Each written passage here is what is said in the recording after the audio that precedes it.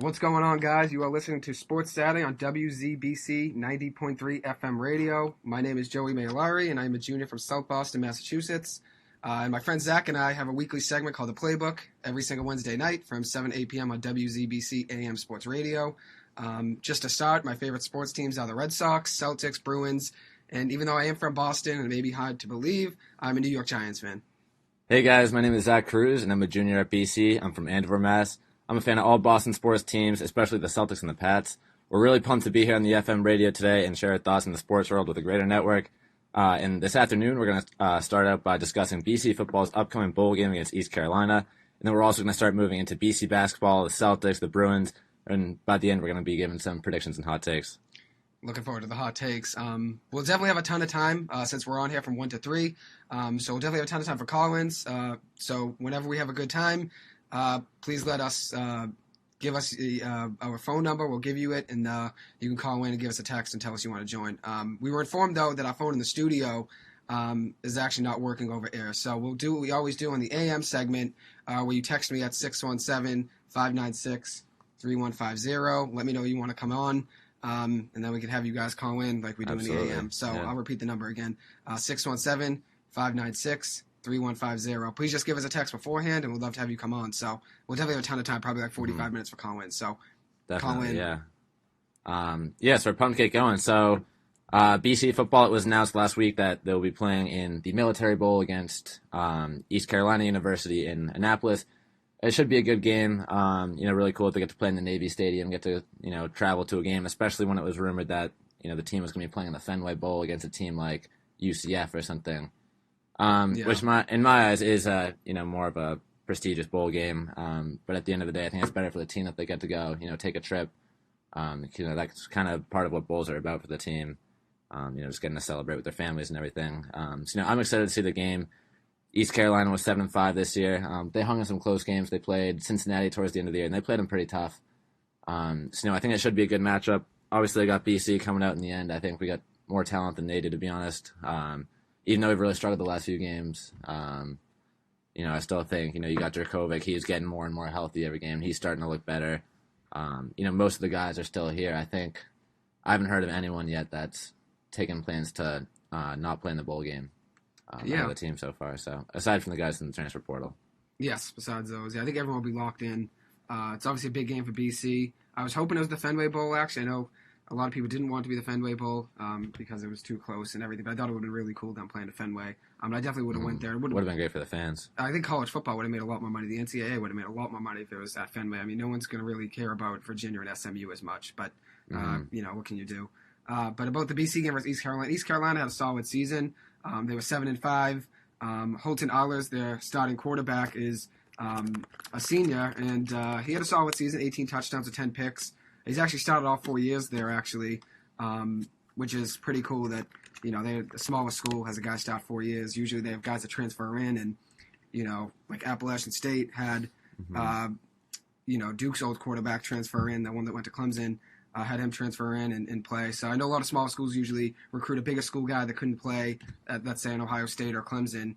But it's pretty cool that East Carolina had a guy start off 4 years.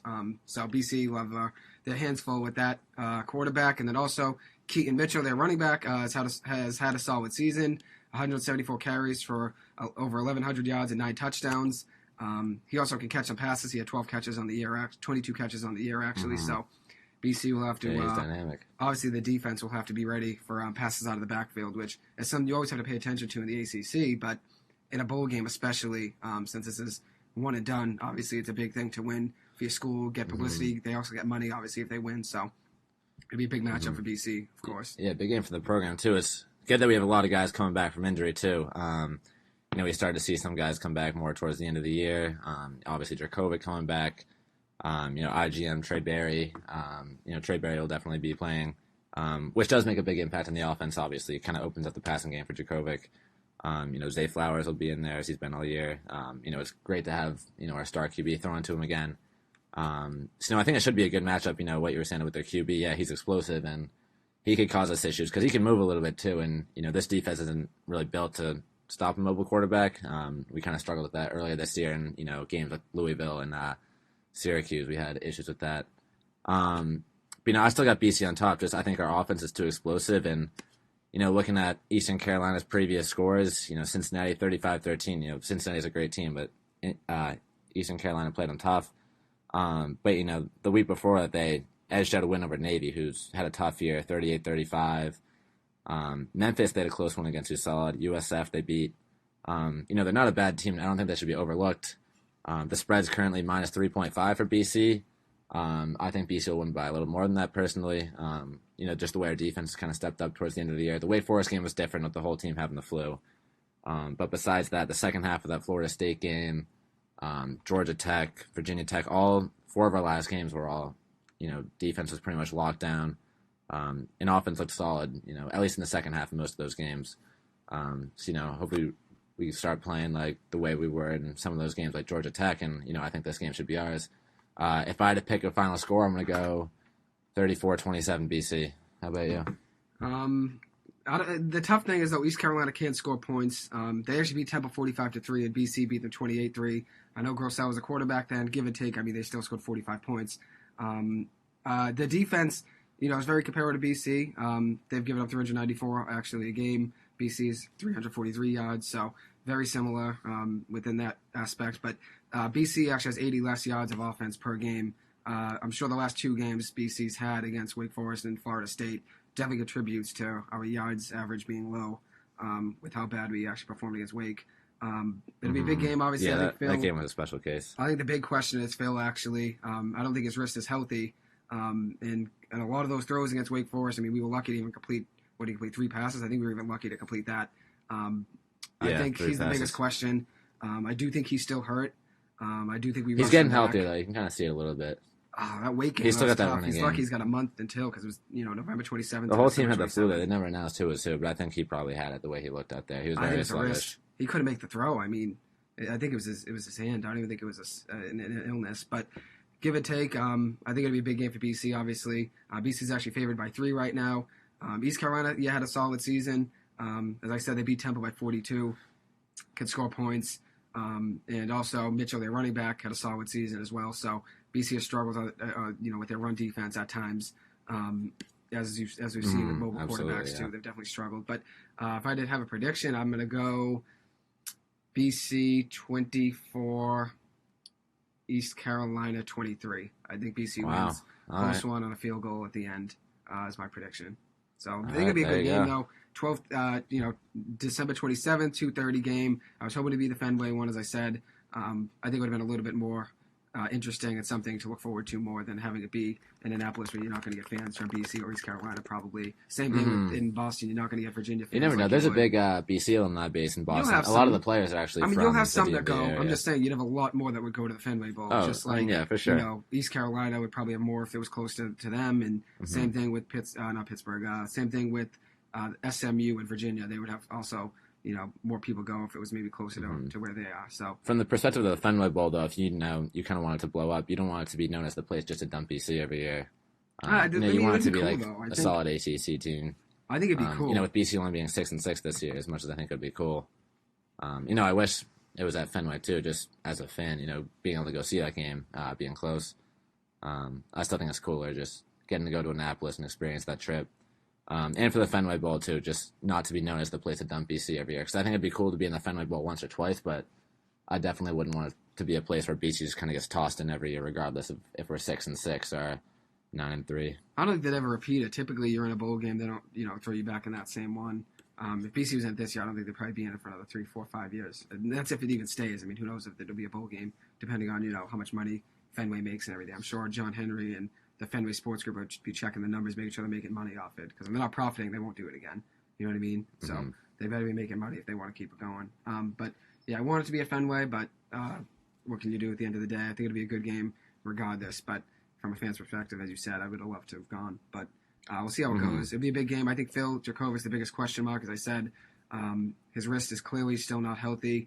We rushed him back for sure. He hasn't really had a good game besides that Georgia Tech game. He looked good in the Georgia Tech game. So. But they give up 500 yards on defensive games, so I think that might have played a role as well. He was running all over them, too.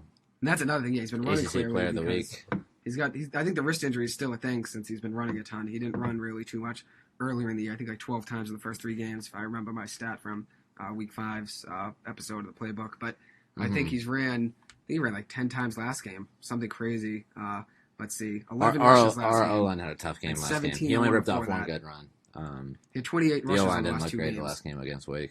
And I think that's a recipe to actually get him hurt too. I wouldn't be running him that much, but that's just me. It all depends on the team he faced. I think East Carolina, he should have an easier time running. But our O-line against Wake was just mismatched. You could see that in the Florida State game too, especially the first half. It was just awful. Phil got hit probably 15 times. We saw it in the Syracuse game too when Grossell and Emmett Moorhead were in. They were just getting drilled every play. Couple of backup O-line up there when Tyler Vrabel was out. It was every other play we were getting pressured. They had to force out a bad throw every other play. I think that's one of the biggest questions coming into this game for me too is, what is the O-line going to look like? Coming into the year, they're rated one of the top O-lines in the country, saying, they have 5 future NFL guys out there. Obviously, we got 2 right now, Zion Johnson and Alec Lindstrom, who are going to go this year, which I'm pumped to see. But, it's been so inconsistent this year because that Syracuse game, Florida State, Wake Forest, they got dominated up there, to be honest. And then there's other games that we've seen, like the Missouri game, they were killing it out there when Garwo rushed for, however many yards it was, around 150.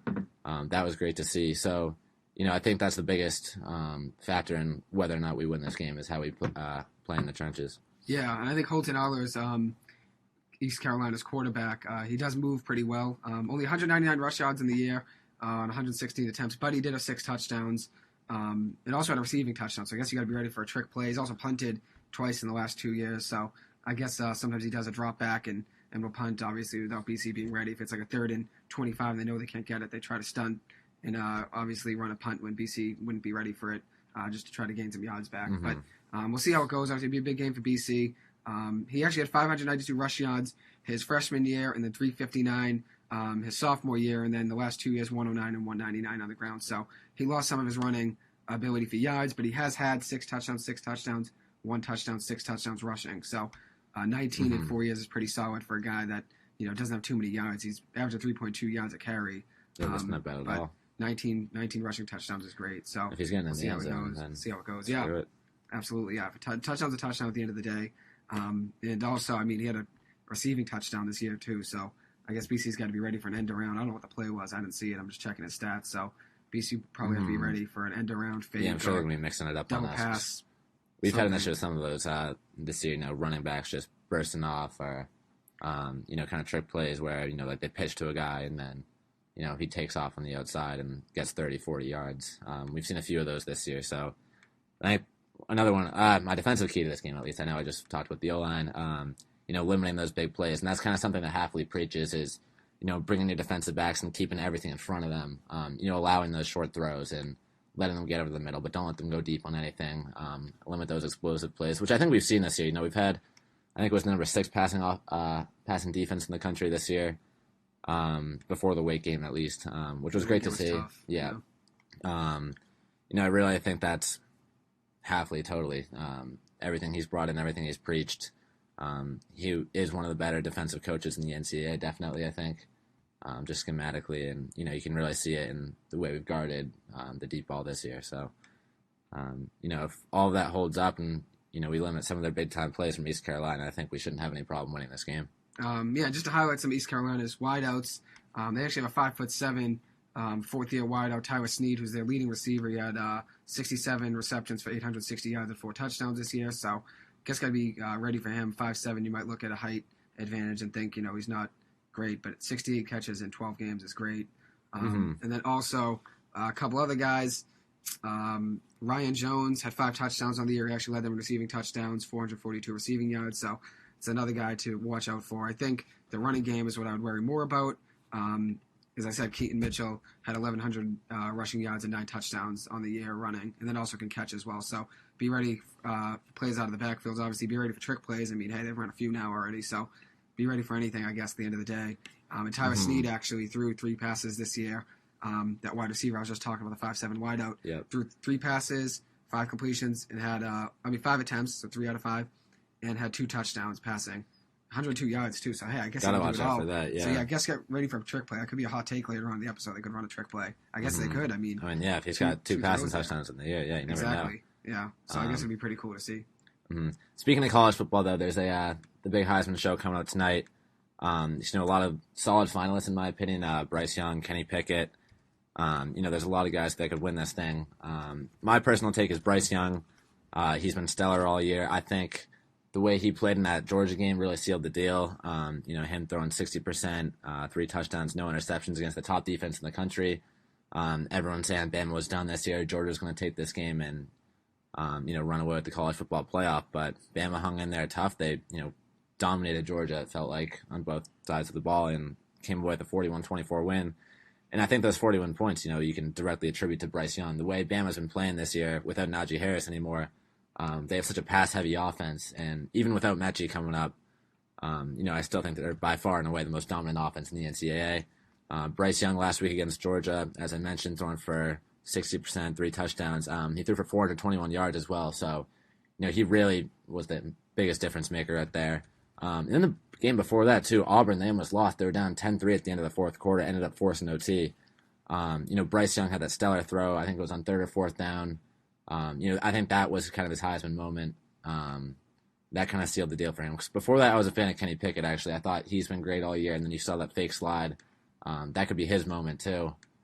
In that game against Wake Forest. Kenny Pickett looked great all year, one of the best touchdown and interception ratios ever. So he would be my backup pick, but I think there's no way he can give this award to anyone but Bryce Young, just because of the stellar way he's finished this season, and the way he's kind of carried Bama to this elite level of play and bringing them all the way up to the number 1 seed after, losing to Texas A&M about a month and a half ago. Ever since that, he's been elite. Everyone's counting that team out, and he really brought them back into where they are now. The way he's played all year, 4,300 yards in the season, 43 touchdowns and 4 picks. Throwing 68%, and these are SEC teams he's going against too. So, doing that against that level of defense. Kenny Pickett has, great stats as well, but just the level of competition that Bryce Young has gone up against, and then to do that against Georgia last week, throwing 400 yards, I don't think there's any other case you can make for Heisman. For the sake of an argument, I guess I would obviously agree with Bryce Young, but for the sake of an argument, I think I'll go Kenny Pickett. Had a great season, 42 passing touchdowns, 7 interceptions. Had 5 rushing touchdowns as well. He's a big reason they made it into the college football, not the college football playoff. That's Aiden Hutchinson I was going to mention. But they made the ACC championship, obviously, and won because of Kenny Pickett's play. 42 touchdowns is unreal. And also, the last 3 years, he had 12 touchdowns, 13 and 13. And then all of a sudden this year, he bursts off to 40 into, Heisman range with 42 touchdowns, which is crazy. But I think I'm going to roll with Aiden Hutchinson as a dark horse Heisman candidate. That's a hot take. It's a hot take. I would go Kenny Pickett, but I like the sake of an underdog. 14 sacks this year was good enough to be 3rd in college football. Had a great season, looking like a top 3 pick. Who knows? Maybe the Giants will get him. But a senior defensive lineman, 14 sacks, 15 and a half tackles for a loss. He's a big reason Michigan is in the college football playoffs. And he's been stellar all year. He's missed all last season for the most part. Only played 2 games. I know he struggled with injuries, so him being able to play a full season, have 14 sacks is a big reason for Michigan's success. But I wouldn't be surprised if Kenny Pickett were to win with the 47 touchdowns he had from the line of scrimmage, which were elite numbers, obviously, the whole season. And 4,319 passing yards is unreal in 13 games, too. So I wouldn't be surprised if he were to get it, too. But I think I'll be rooting for Aiden Hutchinson. I'll pick Pickett for the sake of this. But I'm going to root for Hutchinson to get it just because I'd like a defensive player to get it since it doesn't really happen too often. I would love to see a defensive player win, too. I thought the biggest question mark when the Heisman finalists came out, with Bryce Young, C.J. Stroud, Pickett, and Hutchinson was, Will Anderson, the Alabama linebacker, getting off the list. Yeah, I thought he was the best defensive player in the country, and, he's really kept that Alabama defense together all year. Finished the year with 15 and a half sacks, 91 tackles. Just an absolute animal out there. He's been so good in some of these games. 6 tackles and a sack against Georgia. And that O-line, too, is, that's a tough O-line to shred through. He's really been, a key cog in the Alabama defense this year. So I know a lot of national reporters, too, are calling for that. Where's Will Anderson at on this list? Because I think, him and Hutchinson are both great players, and I wouldn't be mad to see either of them win. But, keeping a guy like C.J. Stroud, who played well this year, but he's only, C.J. Stroud's got another year in college football, and Will Anderson, although he does too, it didn't really feel like Stroud's year to me. Losing that tough game to Michigan, just ending on that note kind of sealed the deal for me. Especially when you had guys like Bryce Young, Kenny Pickett delivering, those unbelievable performances in their conference championship games. Heisman is typically a QB award, so I guess I get it. But I do think Will Anderson was definitely more deserving to be on that finalist list over C.J. Stroud, and I really do think he would have a legit shot to win it if he was out there. A lot of Bama guys calling for that too. Will Anderson should be out there. Yeah, he really deserved it. I agree he should have been out there, at least named. I mean, I know they only named 4 guys, so it's tough to be on that list. Just being considered even as a 5th is an honor on its own, because you think the amount of players that play college Didn't football. They have 5 last year? It's typically 4 for the most part, but they might have had 5 last year. I think it's usually 4, though.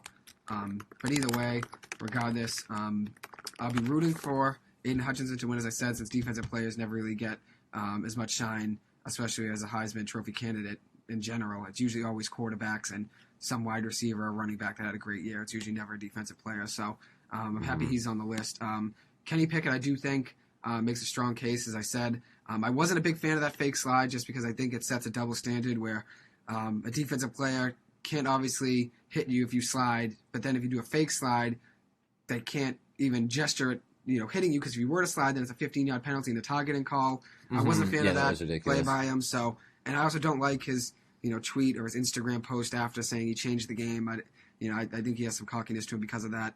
Maybe the numbers are getting to him a little bit, which I know the Giants, actually, some Giants fans wanted to draft him, which I wouldn't have any problem drafting him. I'll get into the show later about my hot takes with the Giants, as I'm a big fan of Daniel Jones. But I wasn't a big fan of that fake slide, but I do think he makes a great case of winning the Heisman Trophy, as we've highlighted. But I do think Bryce Young is the best chance, as we've said. But I'm going to root for Hutchinson, and I'm going to pick Pickett for the sake of this. That's fair. Looking at the odds right now, too, Bryce Young minus 4,000. That's overwhelming. I don't even think I'd put money on that, just because, what are you going to make? Put down $100, make like 10 cents. Something ridiculous.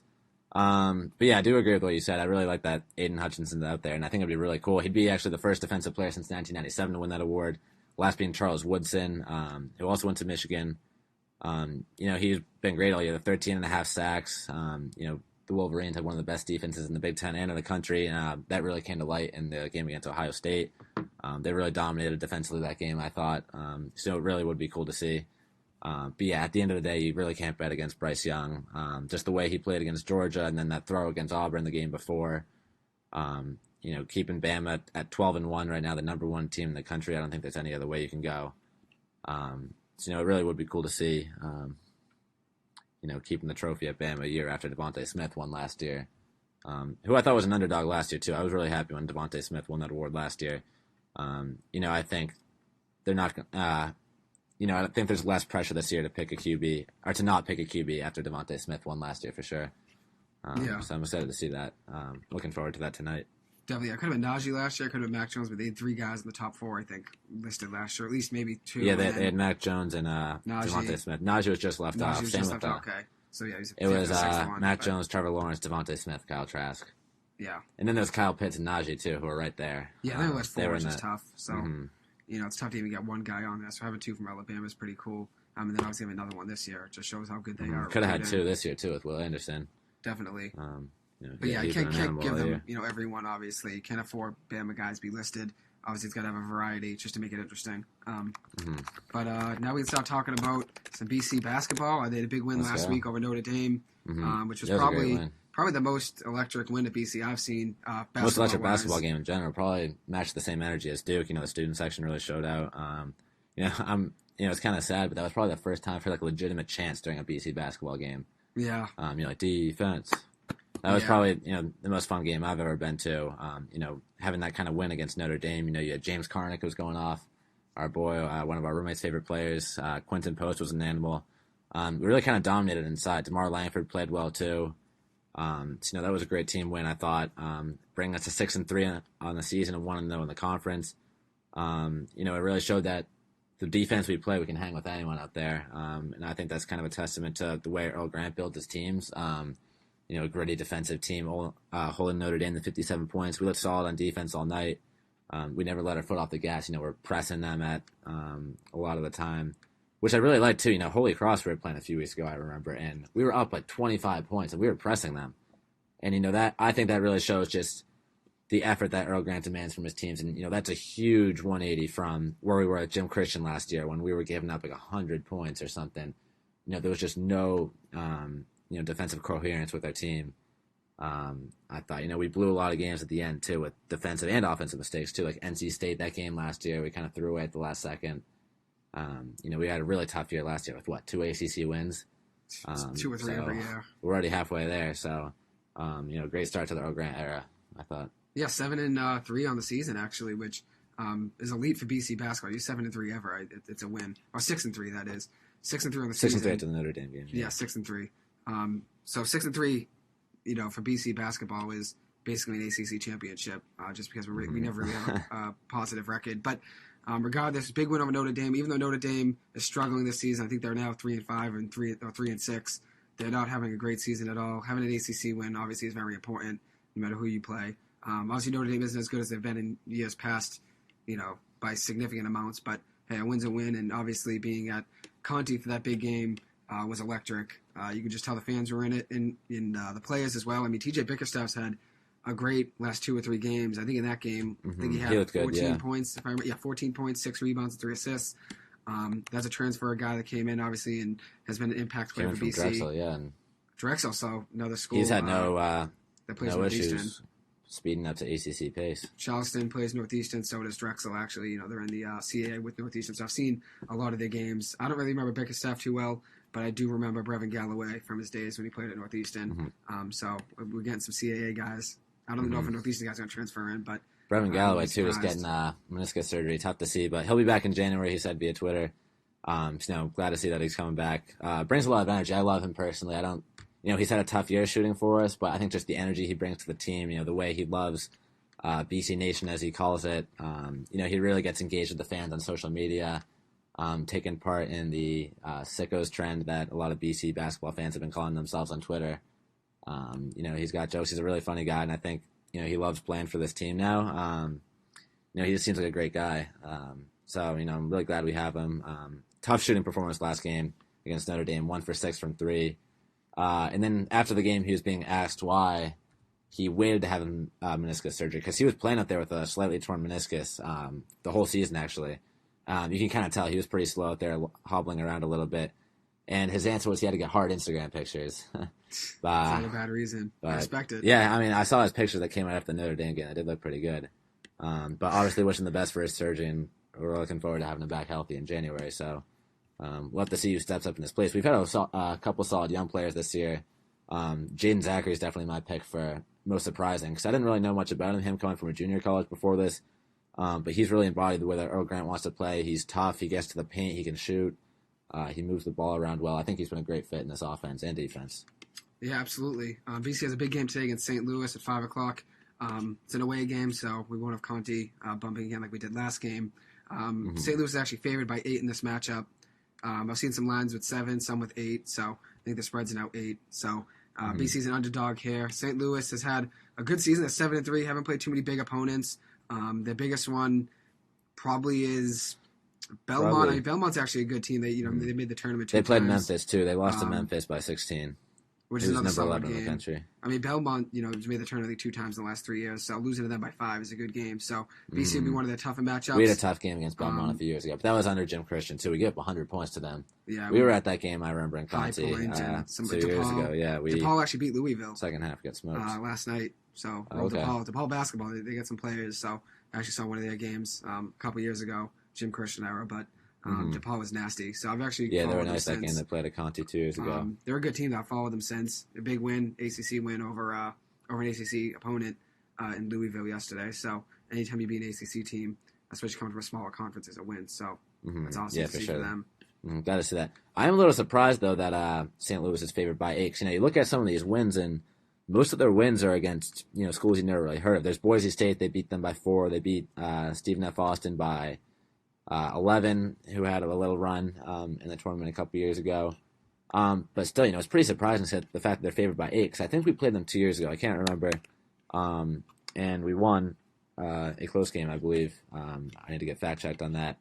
But, looking at the opponents they've played and who we've played, we haven't really played any big-time opponents either. We played Utah, URI, Notre Dame. All of which, I mean, the Notre Dame, we blew them out. URI and Utah, though, those were close games, I thought. Us losing by, single-digit points in each of those. We were right there. We could have taken it at the end, but we had tough shooting nights. This team can really hang with anyone. I think a team like St. Louis that's 7-3, which is a good record, but they don't really have any guys that jump out to you on the stat sheet. One of their starting guards, Gibson Jimerson, he's a freshman from Virginia. He's a great shooter. I think we got to watch out for him, but the way we're built defensively, I don't think he should be posed that big of a threat. Shooting 48% from the field in the year, though, and 41% from three. He's a solid shooter, scoring 16.5 points per game. So as a freshman, that could be tough going up against a guy like him. But if you just face guard him all game, take away their biggest threat. Yeah. Hopefully you can take that away. They don't really have any big guys looking at their roster right now that play. The best rebounder of the year is their forward, Francis Okoro. He's 6'9". So we got guys bigger than that, and James Karnick and Quentin Post. Quentin Post being 7 feet, and he was looking dominant out there against Notre Dame last weekend.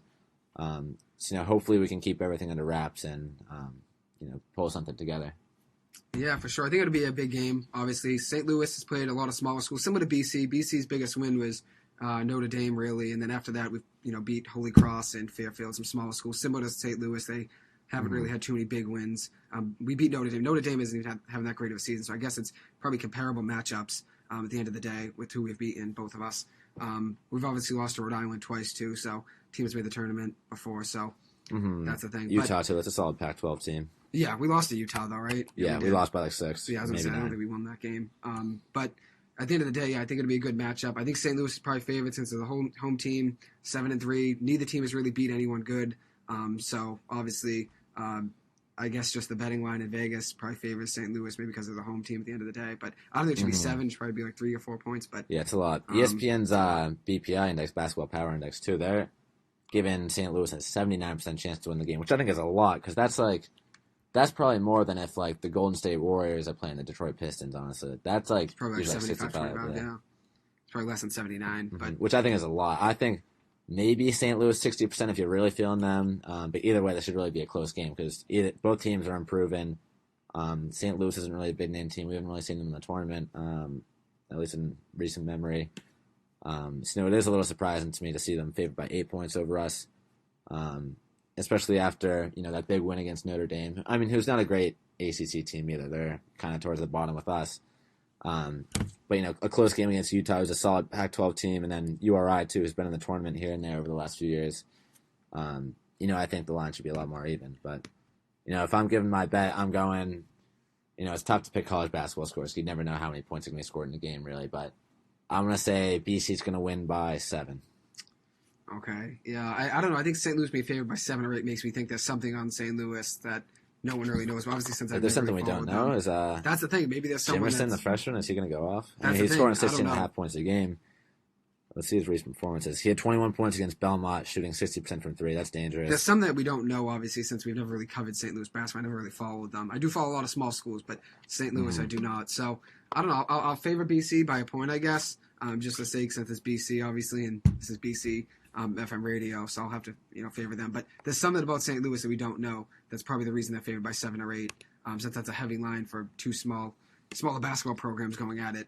But we'll see how it goes. Obviously, it'd be a big game for BC if they could win. Yeah, we'll see how it goes. One last game of the semester, too, at home. We got Monday night versus Albany, the Great Danes. That should hopefully be a blow. They're 1-7 on the season, 0-5 on the road. They don't really have anyone that jumps out to you on the stat sheet. Their leading scorer, Devondre Perry. He's been all right this year. He's been scoring 11.5 points on 45% shooting. But, this team is definitely – I mean, if, Vegas is betting that we're unproven, this team's got to be less. Losing by Towson, to Towson by 21. CAA right there. They got to play Kentucky, got beat by 25. Lost by 20 to Yale. Lost by nearly 30 to Kansas State. 25 to Kentucky is actually not bad. That's pretty good for 25 to Kentucky is not bad. That's if a you're a school solid like game. Albany, Even a blowout, stats even getting in that game. That's a close game. Scoring 60 points against Kentucky is not bad, I will say. I don't think BC would score 60. But, I don't see any way that we lose this game. Should be a good crowd for the at Conti Forum, too, especially after that Notre Dame game. A lot of people, even though it's finals week, are going to want to come out, take a little break, Because that last basketball game really was fun. I think a lot of people felt the same way too. Freshman year we didn't have any fan games last year, but going to the games, really at all freshman year. Wins in we didn't general have many wins at home in general.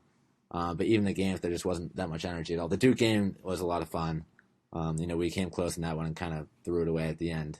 But Notre Dame was probably start to finish the most energy and fun I've ever had at a BC basketball game, which was great. And I think that momentum's going to kind of continue. You saw it with football this year. There was kind of a huge shift in attitude once we started playing better, and there was more hype around our team. Fans were staying the whole games. It was fun. You got to show up early to get a seat in the student section. There's people sitting in the staircases. It was kind of nuts. I don't know if BC basketball is ever going to get to that point, but tough. You're actually seeing a full student section in that little area behind the court. People are bringing signs now, going nuts at that game. Chanting everything, defense. That was electric. We know who was it? Makayash and Langford got into a little scrap there. He did a lot of energy in that moment. Forward on Notre Dame, yeah. Yeah, but any big game, obviously. The coach got involved. St. Louis will be a good match, obviously. And looking at Albany's schedule, they play Towson. That's a CAA team, actually. I've seen them play a good amount. They actually have great defense, Towson. I remember they played Northeastern one game. They had 10 blocks. They were glassing everything, which was nuts. And their coach is actually from Medford, Coach Scary. Shout out, Coach Scary's a beast. Great coach. He knows the game very well. And they've always played solid defense. So they held them to 56 points. And Kentucky gave 61. So, hey, Coach Scary's doing some That's good not work. bad, 61 points 5 against less Kentucky, points. I'll say. Yeah, he gave up 5 less it's one points, of the best though. teams in the country. Regardless of Kentucky's record, they're always, they're 7-1 this year, first in the SEC. Oh, but team. Even last year when, they had a tough year and they were below 500 at times, they're still one of the most explosive teams in the country. It's just full of 4- and 5-star guys, Oh, yeah. They get their 61. pick at anyone they want. Most high school players, if you get a Kentucky offer, you're not going anywhere else. Yeah, BC would not score 61 against Kentucky, I don't think. I really don't. No. So 61 for all I think we could hold Kentucky impressive. to less than 86. if we were playing. I think we could hold Probably them less than 75. 86. Yeah, probably in the 70s. I'm not saying we would win that game. I think we could make it closer, but probably 25 still, but maybe not as many points each way. 5 points each less. Yeah, I think we'd have a tough time scoring. Especially because shooting this year has been a little tough. I won't lie. Notre Dame we looked good. That was a bit of an anomaly, but 3-point shooting the rest of the way this season, it's been okay. But nothing will kind of blow your mind. Brevin Galloway. I kind of came in with high expectations for him, I won't lie, in terms of his 3-point shooting. His energy was more than I thought he'd bring. But 1 for 6 in the last game, and then the opener against Dartmouth was tough too. What was he shooting? What was it? 1 for 9? 1 for 7, I think. 1 for 7. Yep. 2 for 9. My bad. 2 for 9. 1 for 7 from 3, probably. Is that what it was? 1 for 6 from 3. Oh, but yeah, he's had a tough year shooting. So maybe it is the meniscus, though. I think that's my hope. Either way, though, he seems like a great guy, and I'm really happy to have him out there. Great leader in the court. Very engaging with the fans, too, which I like. And, I think he's the leader of this team, so he's the kind of guy we need. And, obviously, Earl Grant believes in him. Whatever it is he brings, whether it's grit, whether it's energy. Yeah. Earl Grant brought him over from Charleston last year. And actually, Brevin Galloway, he was one of the lead recruiters for a lot of the guys that we got to commit for our 2022 recruiting class, which is actually one of the better classes in the country. We got 2 4-star guys coming in next year. DJ Hand, who Brevin Galloway took around on his official visit and hosted him, and Prince Aligbe, too, another 4-star power forward out of Minnesota. Brevin Galloway hosted him as well. He actually visited during the Missouri game and came to the football game that weekend, which was an electric game with the fans rushing the field after the walk-off interception in overtime. He really got to see the energy at the school, and I think he really liked it because he committed right after. He picked BC over, a whole variety of offers. His final 3 was BC, Cal, and Ohio State. So that was really a huge recruiting win for BC. I never thought that under a new coach, Earl Grant, that we'd be getting 4-star recruits that picked BC over Cal and Ohio State, especially the way we've looked in recent years. Ohio State being a 2 seed in March Madness last year. I was pretty shocked to see that, but I love the direction this program's headed. Yeah, definitely. Any big recruit coming in any sport, obviously, is a win. They've been having a basketball win for BC, especially since they've struggled in years past for the last 5 years. Having anyone come is a big step for the program. I think BC, obviously they've played some not many great teams. I think they'll start struggling once again to ACC play. After Albany, they start getting into ACC against Wake Forest and Florida State and UNC. So I think obviously it'll be tougher once you get to ACC games. If we win 5 or 6, it'd probably be a win on the season. But I think this year, obviously having a ton of out-of-conference games that were easier, like Fairfield and Holy Cross, Dartmouth, having them to pad stat your season. Columbia obviously gets confidence up. Obviously, lets recruits know you have a positive record. But I do think once we get to ACC play, we'll still struggle just because. I'm not saying that's going to be our year, but I think we can string together 5 or 6 ACC wins, maybe even 7, 8 if we really play well. 6 win, yeah. 6 would be great. It is probably the second best conference behind. It's tough between the Big Ten, SEC, and ACC. SEC, yeah. All are great conferences, but it's easily one of the best, if not tied for the best conferences. You got teams like Duke, UNC, Louisville, Florida State, all powerhouses. So going against a lot of those teams this year are going to be real tough, but I think we can hang a lot of those games. That's actually one of my hot takes is, that we're going to have one of those huge wins at home against, a Duke or a UNC who we've got games against. UNC is on New Year's Day, actually. We've been talking about that one a couple weeks ago. Yeah. Week 3 or something. But yeah, that should be a big game. The way we've played this year, especially the grit we've played with on defense, the hustle of this team, the fight they always put in, you can really see there's a huge culture change from the way we've looked the last 2 years, especially under Jim Christian. I think it's just bound to happen that we have a good night and we catch a team on an off night. Especially a game like Duke, that would be awesome if we can pull off that win second semester. They're so talented and one of the best teams in the country this year. I think we can pull off one of those top wins. I'm not saying we're going to be great and have consistent wins like that every night. But I'm saying I think that's more likely than not that we pull off one of those big time wins and end up with 6 or 7 ACC wins overall. I think 6 would be a win on the season. Just because in years past I was getting 2 or 3. Each year having 6 in a total big in 1 year would be obviously a big step for the whole entire program. I do think ACC games. I think obviously we've had a great out-of-conference schedule. I think ACC games we will struggle, as I said, bigger conference, bigger teams, big recruiting for all those programs. So if we could hang in, win 6 or 7 of the games, that'd be great. And then next year, who knows, keep progressing. But 6 wins for now would be a great starting number for me. We already got 1, so I guess 5 more would be my goal. So we'll see how it goes. Obviously, it'd be big for BC, but. Notre Dame. It's not a bad ACC team. It's probably there's 15 teams in the ACC. I think they're like 14. I think they're like 14 on the ACC networks rankings. I think BC's like 12, and they always kind of hover between 10 and 13 generally in recent years. They've obviously struggled. They were better in years past. Like Northeastern played them in the tournament actually in 2015, and it was. But if we can beat a team like Notre Dame, then that means we can beat a lot of ACC teams. Pitt, NC State, Virginia Tech. We could give a good game. There's a lot of ACC teams in there that are kind of around our area. Wake Forest, we should give a game.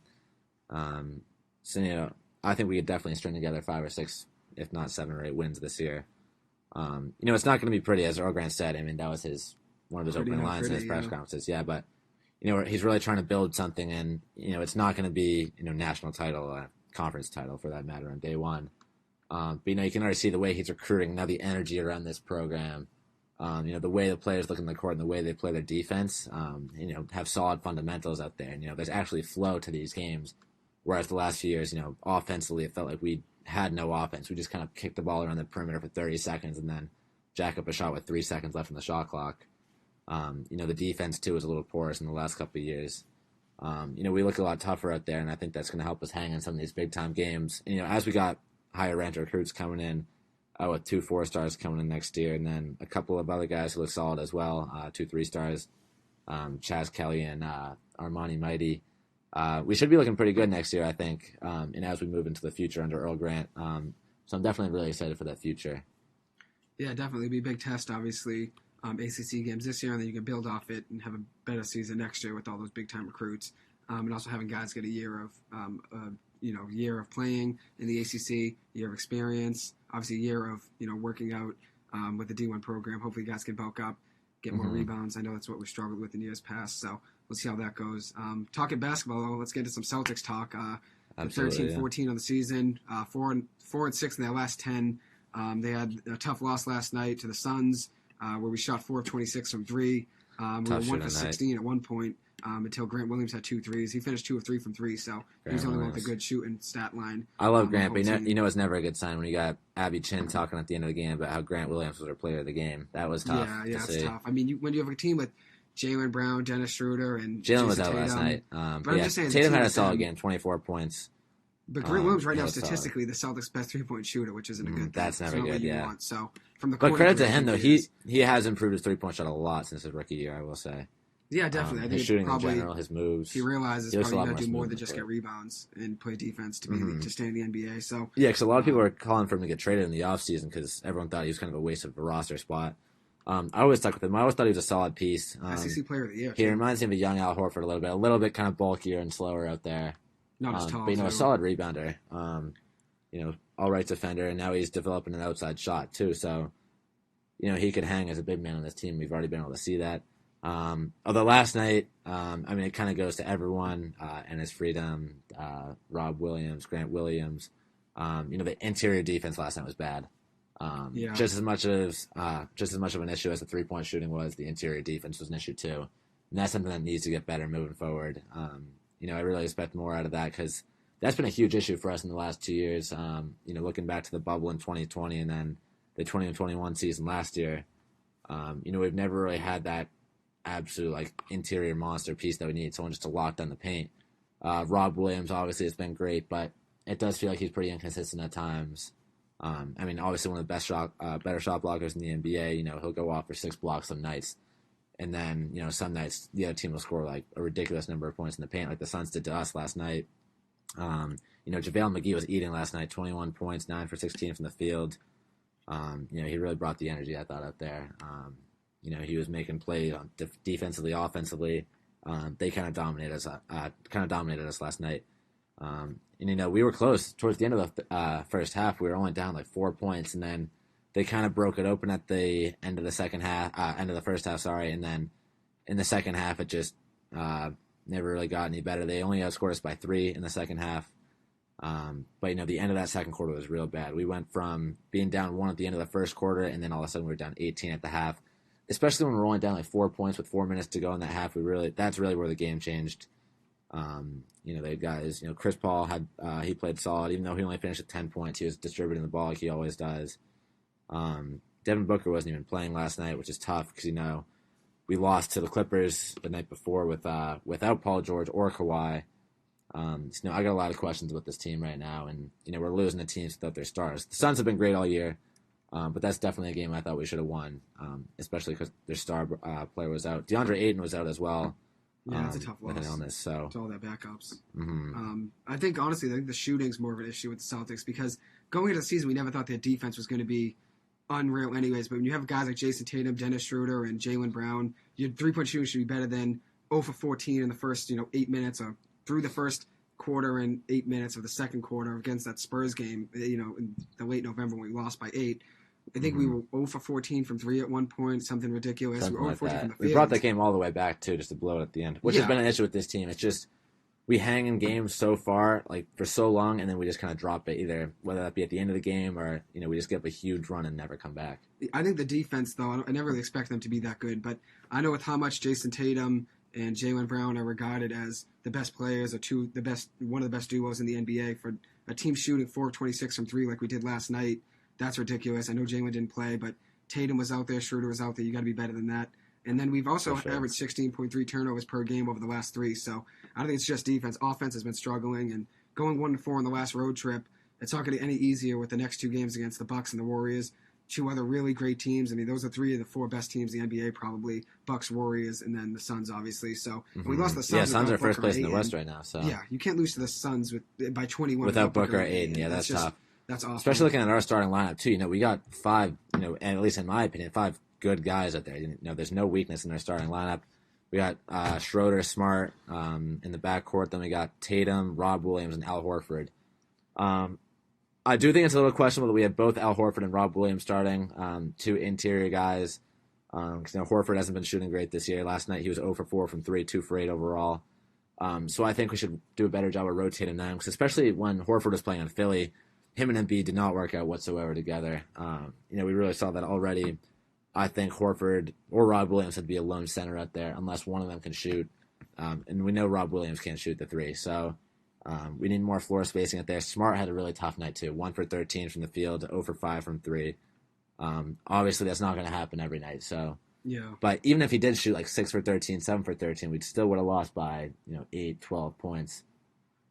Yeah, I don't think it's all coming from bad shooting. I think even if we shot a little bit better, we could have made it a 5, 10-point game. But at the end of the day, that interior defense has to fix. We can't be giving up 111 points, especially when we're getting dominated in the front court by guys like JaVale McGee. Yeah, I think honestly, I know you said you didn't see any weaknesses. I think the Celtics lineup is the biggest weakness. The starting lineup? Yes, I do. I mean, no one wants to pass.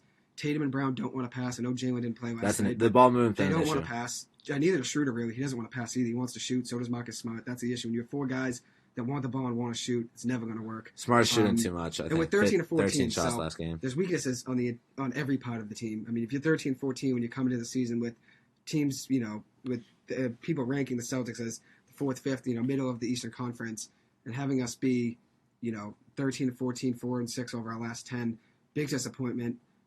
I do think the starting lineup's the biggest weakness because that's the part of the team that plays the most. Mm-hmm. And we lost by 21, and the starting lineup should take the most heat. I know the bench is obviously important. You need to have depth, but they're beating us with guys that are backups on their own bench. So that's the problem. Mm-hmm. And we did have Tatum out there. We did, as you said. That's tough. Yeah, they didn't really have any stars out there. Their best player last night was probably Jay Crowder. JaVale McGee. Ball movement's the biggest issue. That's another thing. And I love Schroeder, but he wants to shoot a ton, doesn't want to really facilitate. He shot a ton last night, shooting. Smart doesn't want to facilitate. What did Schroeder shoot last night? 15 shots? None Actually, Tatum. So Tatum shot 25 shots, which is a lot. Oh, he shoots 25 every night, though. That's another problem I have with him. Mm-hmm. I mean, he's the best player on our team, so I'm not mad that he's shooting that much, but Thomas shoots 1 for 7 from 3, I expect a little bit better for a star player because he has a lot of inconsistent nights. Yeah, Tatum's there's no real middle ground for him, which is my thing. I mean, I love him; he's my favorite player on the team. But every night it feels like he's either on or off, and there's no in between. So him shooting 25 shots, Smart shooting 13 shots, and then Schroeder shooting 15 shots. None of them on a pass. And we only shot 93 shots overall as a team, which wasn't bad, but adding those together, they combined for 50. Those 3 players combined for 57% of our total shots from the field. Which you can't have if you want to win a basketball game, regardless. Especially the way Phoenix plays too. They play so well. They move the ball so well. They're a gritty defensive team too. So, ISO ball, hero ball isn't going to help us win those games. Those 3 guys combining for 57% of our shots. That is a little ridiculous. The ball movement has to get better, and I think that comes from the coaching too. Because last year we had the same issues with Brad Stevens, and that was the thing I was most excited about with Ime Udoka coming in was that we'd have a new offensive system. Everything would be fresh. Everyone would kind of sit down and listen to him. Because it did feel like Brad Stevens kind of lost his voice in the locker room towards the end of last season. With guys just hucking up shots, and we were playing ISO ball every other possession. But yeah, we really, I don't know if we look worse. Honestly, we might, but it definitely doesn't look any better than it did last year. So I am disappointed with the way the Celtics are playing this year. We should be a lot better than 13 or 14. And maybe if we can't start to win games, maybe it is time to blow it up and, make a trade. Not blow it up yet, but I think make a trade may be the best solution because if we can't start figuring ourselves out offensively, both moving the ball around and defensively getting solid interior defense, there's going to have to be some trades made because it's not just going to fix itself without changing anything. Yeah, it's been the same team for the last 3 or 4 years, and every year this is the Celtics year, and we've kept the same core because we're afraid to get rid of Jalen or Tatum. I know Ainge was very afraid of doing either. I think the most frustrating thing is how good we were in 2018 when we almost beat the Cavs and went to the finals. Kawhi Leonard, he was afraid to get any of those guys. He was afraid to make a move, and that's the issue with the Celtics team. They're never going to get over the hump because we keep saying, we have Tatum and Brown, and these guys are, Kobe and this, that. It's just never going to work having those 2 guys, especially when you've already given them 4 or 5 years together. This is their 4th year together. I mean, you've already given them time to try to fix this, and I think we've only regressed. I think it's about time. I don't know if you want to blow it up completely right now because I think the Celtics are afraid. But I do think you got to make a trade. Yeah, there's still so much potential with that team. I think that's the issue. Is just we saw the way that this team can play before, and we should be better considering that we still have that core of where we were in the playoffs in 2018 when Jason Tatum and Marcus Smart and Jaylen Brown led us to 7 games against the Cavs, and we were inches away from winning that game. Seeing Terry where we were then, and then the fact that we've just gotten worse. Yeah, Terry Rozier was a big piece in that run. 2018, yeah. But seeing where we were then, and now looking at where we are now, it's really tough and. I still believe that this team can figure it out with, better ball movement, interior defense, but I think it just comes from coaching, honestly, at this point, players buying in, which we haven't seen yet. And I really think, I've been talking about this, for a few weeks at least on the podcast, that ever since the bubble, everything kind of changed with the team. The way we were playing in February 2020 was probably the best I've ever seen the Celtics play, since the Paul Pierce, KG days. We were awesome. We beat the Lakers, beat the Clippers in double overtime that month. The Rockets came back around and then. had a close loss against the Rockets. Yeah. But we were hanging with every good team in the NBA. And now we can't even beat the Suns without their best two players. Lost to the Clippers without their best two players. That was a close game, too. We kind of blew that at the end against the Clippers. I think the biggest thing was when we came into the bubble, just kind of the chemistry of that team just dropped. You could just see in the way that the ball movement changed. No one was really sharing the ball with each other defensively. There was a lot of miscommunications. I got to wonder what happened. I read one article that 2019-2020 season, actually, before the bubble, after the games, when the players would all go out and hang out with each other, there'd be 3 Ubers lined up. The players just all hop in and go out wherever they were going. And then last year, the season after the bubble, leaving the Garden, there would be 13 separate Ubers for every player just going home, going their own way. And I think that says a lot about the chemistry of the team and the way they play together on the court. Yeah, I really don't think that chemistry is intact anymore. And I think that's really the biggest reason why we're having so many miscommunications and struggles with interior defense and moving the ball around on offense. And if we want to get back to relevancy and getting back towards the top of the East, that's something that has to change. I think honestly the Celtics are afraid to make a big move, as I said. We've held on to Tatum and Brown because we don't want to make a move for Kawhi, as I said, or Paul George, or Bradley Beal, stuff that would have put us over the hump over the last few years. We were very afraid to do because we want to keep our 2 treasured players, which I don't mean they're not good. They're both good players, but I don't see this team, these two, ever winning a championship. If you look at our box scores, we're 13 and 14 right now. I know Jalen's had injuries, but this team's not going to win. My issue with that, though, is we were so close in 2018. We had that core of Tatum, Smart, Brown, Terry Rozier, Horford. Horford is an instrumental leader in that instrumental piece of that season, too. That was with our best 2 players, too. And then coming into 2019, I thought this was our year. We had that team that, was 2 shots away because we had an awful shooting night that Game 7. Terry Rozier was like 1 for 12 overall as a team from 3. We just couldn't put the ball in the basket. We were that close to being the first team to knock off LeBron James at winning the East since, I think, 2010. That was since he was playing for the Cavs originally. That was probably the most intense game I've ever watched in my life. I was on the edge of my seat that whole game. I remember it vividly.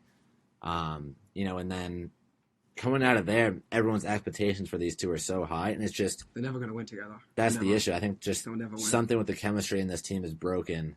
And we can't get back to where we were because we were so good. Jason Tatum, he's only 19 and all that and everything.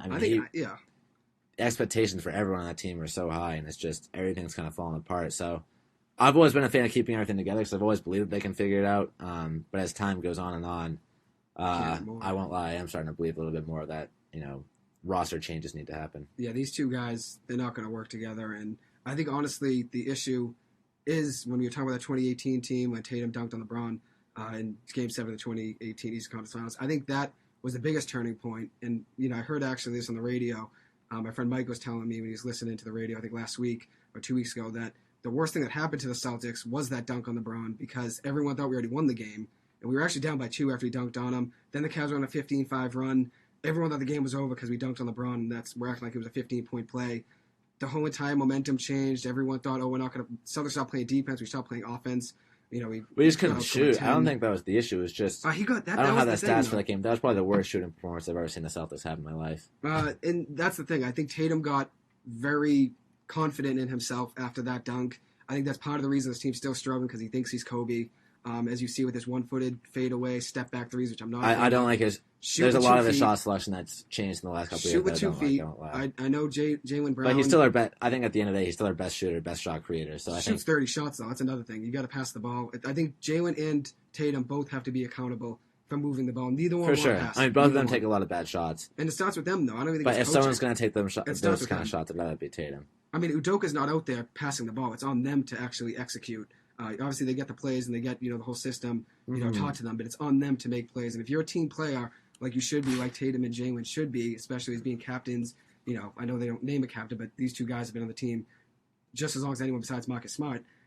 Having them 2 be on the court together and not know how to figure things out after being on the same team for 4 years, it's just ridiculous. They got to figure things out or just blow it up. I'm on the side of blowing it up. I don't think this team's ever going to win. We've kept the same. I gotta see at least. It's only been 27 games. I gotta see a little more before I say blow it up. We're already 4th through the season. But I'm starting to get pretty frustrated with this team. I won't lie, because I love the Celtics and they're my favorite team in all of the sports. We're exactly a third way through the season, though, right now, 27 games in. So change has got to happen at some point. I think the issue with the Celtics is Tatum nor Jalen want to pass, as I said. I do think Tatum cares more about his offensive statistics, and he's not as much of a team player as he should be. He wants to definitely not as much as he used to be back in 2018. I think it's because he was young then and didn't have the everyone saying you're Kobe and you're the best player in the league and you're a top 5 player. He wasn't getting that nailed into his ear as a rookie until he obviously went off and had a few big seasons. Now with all that confidence, I think it got to his head. I think Kyrie's still part of an issue with this team with how much he split up that locker room. I do think I think Kyrie is a big issue too. The way he got to Tatum's head for sure. The way he tried to mentor Tatum, and then Tatum came back. That was the worst thing because Tatum had a really bad year when the first year that Kyrie was healthy, that 2018-2019 season when Kyrie was healthy. Tatum had a really bad year. People forget. Tatum played really well his rookie year, and then he wasn't that good. He regressed from his rookie year. I thought. A lot of people would agree with me on that too. You got to wonder if that was the Kyrie effect, whether that's getting into his head. You could see the way Kyrie would lead the team, too. It definitely wasn't healthy. There was that one game, I forget who we were playing, but Gordon Hayward took a game winner and missed it, and Kyrie was pissed at him visibly on the court, like yelling at him, saying he should have gotten the ball when he was covered, too. Yeah. He'd always get mad at guys. He'd always yelling at guys out in the court. He just brought a lot of drama to the team, too. And then that weird thing when he said he was re-signing and then left, everyone kind of knew he was leaving because... Yeah, at the end of that 2019 season when we were playing the Bucks in the second round, it was like he just gave up out there. You could see game 1, we smoked the Bucks. We looked so good out in the court, and I was so amped. And then game 2 through 5, it just wasn't even a game. Yeah. He had like the worst performance I've ever seen out of a star point guard in my life. And it wasn't just he had one awful game. It was he had 4 straight bad games in a row. And I think and he would just walk off the court like emotionless. He didn't want to play defense. I don't know I wonder what changed between those 2 games. Tatum last night was walking back on defense multiple times. I think he rubbed off on Tatum. Tatum definitely got all the confidence from those days of being able to obviously be a star player alongside Kyrie Irving. Obviously, if Kyrie's playing, the Celtics are going to get primetime games. Everyone's going to see Tatum live in action, see him obviously playing big matchups. I think all of it kind of got to his head, obviously, with having Kyrie mentor him. And then, obviously, I think Kyrie had played an impact on the whole entire locker room. I think everyone had an attitude to them after that. You could tell the Celtics when they were out there, they didn't want to play together. And then Terry Rozier wanted out, too, from the team after Kyrie. And look at Terry now. He's been great. I think he didn't want to be, obviously, Terry was great, Kyrie especially in the 2018 playoff run. I really miss him on the team. Mike Hurley actually made a great point. He just texted me. When have you ever seen a highlight play where Tatum and Brown play off each other and share the ball? Never. It's the truth. Probably 2018. They don't play together. And then one of my other friends, actually, shout out Timmy, my boy from Grafton, said, as good as Danny Ainge was the GM, he was always shy about making a big trade, which is the truth. We were always shy about making, after the Ray Allen, obviously Paul Pierce, and getting... I might disagree with that, just because I think Danny Ainge, he didn't make trades often, but you could have Jimmy Butler, Kawhi Leonard. We could have, but we got Kyrie. At that time, it was impossible. That was the worst thing Kyrie to do. Drama. That was the worst thing to do. But at that time, it was impossible because we were never winning the East if LeBron and Kyrie were together. Let's be real. That team wasn't going to beat LeBron and Kyrie. And I think pulling Kyrie away from the Cavs, that gave us the chance. LeBron is the reason they won the Eastern Conference. He won without him. But that gave us the chance, though, because we went to Game 7 with them, and we were 5 points away from winning that game. We were 2 3-pointers away when we shot 15% from 3 or something absurd that night. You traded the highest on your team in order to get him. I know Isaiah Thomas had his injuries and was never the same player after that, but it's not a good statement to make. That's the thing that we fleeced the Cavs. Player, saying, "Oh, I'll trade you." Obviously, you got Kyrie and. That ruined the entire team. I still think he's an issue on this team. I still see him as a big reason why the Celtics will never get over the hump. And that's why I think Tatum and Brown, you have to split one of them up. I'll favor Tatum being traded just because you probably get more from him. I also don't see him as a team player at all. He just wants 25 shots a game. That's his issue. And then, obviously, Jalen in his injuries. I actually think we could get just as much for Jalen. I think in terms of who's more essential to this team, I think we need Tatum more just because of the shots he can create. I think Jaylen Brown, he's a great player. Don't get me wrong. He's one of my favorite players in the league. Second best player in the Celtics. He can play the way he is because there's a guy like Tatum that teams have to figure out and double, focus on the most in games. I think if Jaylen Brown is and we see that when Tatum's out too. When Tatum had COVID last year, you can kind of see it. When Jaylen Brown is the lone star guy out there, he's not putting up 25 points a game like he can when, he's out there with Jason Tatum. I think it's just different in terms of shot creation, just because of the way the defense has to worry about Tatum. Because both of them are great players, and can have shooting fits where they score 30 points in one night, on like 50% shooting, which we really haven't seen much of this year, which is a little disappointing. But in recent years we've seen that, and that's why I think Tatum's a bit more of an essential piece, and I'd rather trade Jaylen Brown because Jaylen Brown, he also has more value as a two-way player, I think, too, which Tatum doesn't play I defense. love. Doesn't want to. No, I think we can get great value for Jaylen Brown, and I don't think. I mean, at this point, still, I don't think I'd want to trade away Jaylen Brown. I still need to see more. I still need more confirmation that this can't work out before I would say blow it up. I mean, this is now 4 years with them, and we're third But way through if the Brad season. Stevens said he was going to come out and make a big trade and trade one of our big-time players, I would rather it be Jaylen Brown. I'd rather be Tatum, and I'll tell you why. I think everyone sees Tatum as a top 5, top 10 player in the NBA, which you obviously get more for him than I think you could get Jaylen, especially if people see him as that. I don't know if I see him as a top 10. I think he's right outside of it, but I think you could probably get more from him. Do you have Jaylen Brown above him? No, I don't think Jaylen Brown's as talented. I think he's a very good player. I'd rather keep Jaylen Brown.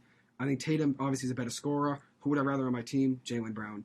So I think obviously scoring is a big thing with rankings. Like people rank the top 10 scoring. Here's my thing. I wouldn't mind keeping Jaylen Brown if we could get like a same level scorer in return for Tatum and just trying someone else. But if we didn't get we need a primary scorer on this team, and Jaylen Brown can't be that guy. Here's the thing. So Tatum was always compared to Kobe. Kobe won. He was always a winner. His teams were always Kobe good. also won with Shaq. Here's the thing, his first couple of years. Did Tatum not play with Kyrie Irving, Gordon Hayward, Jaylen Brown? He's playing with good players. Kyrie was different. He's playing with good players, though, is the point. He can't win. That's the thing. I don't think Jaylen, we were close without Kyrie. Really Kyrie made it worse. Neither one. I'm not a fan of what Kyrie did to the team at all. I think Kyrie made us worse. Definitely, but honestly. I think Jaylen's more of a team player than Tatum is. And if you want to win a championship, it's not just. But I wouldn't say Jaylen's the same level as like a Robin to your Batman as Shaq is to Kobe. It's not. But here's the thing, though. If this kid, Shaq and Kobe were two top 5 players in the NBA. If this kid was just like Kobe, he could win. I'm not saying Tatum's as good as Kobe. Kobe was always a top 5 player in the NBA when people always compare him to Kobe, though. But Tatum's not top 5 in the NBA. I would put Tatum a lower top 10. On his Instagram before. But I wouldn't throw Tatum top 5. Well, I mean, Kobe was Tatum's inspiration, so that's why he loves Kobe so much. And I do see the comparisons there. I'll put Tatum at 15. 15. All right, go. I'll put him at 15. Get the 14 guys I'll put him at 15. Basing it off of who I want on my team. I probably won't even want him at 15, actually. If I was drafting... Talent-wise, I'll put him at 15. If there was a redraft in all of the NBA and you were picking for the future, and today and the future, I think the top pick should go, in no particular order, these are my top 5. Kevin Durant, Steph Curry, Giannis, Jokic, Embiid. Is there anyone else I'm missing?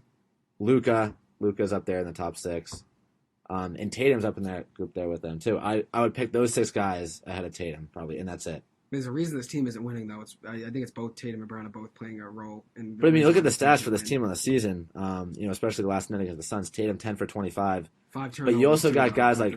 5 turnovers a game. But he has the ball. He creates the offense. He has the ball the whole time. I'm not saying 4 turnovers, actually. It's not good. 4, 6, and 5 in his last 3, though. He's got 5 turnovers per game in his last 3. 4 last game, 6 the game. I'm not saying it's good, but he has his ball in the hands probably 40% of our offensive possessions. Maybe you think it's too much. I think he's got to turn down his shots a little bit and kind of settle back into the way he was shooting like that 2020 season when he was probably shooting closer to like 18, 20 shots a game.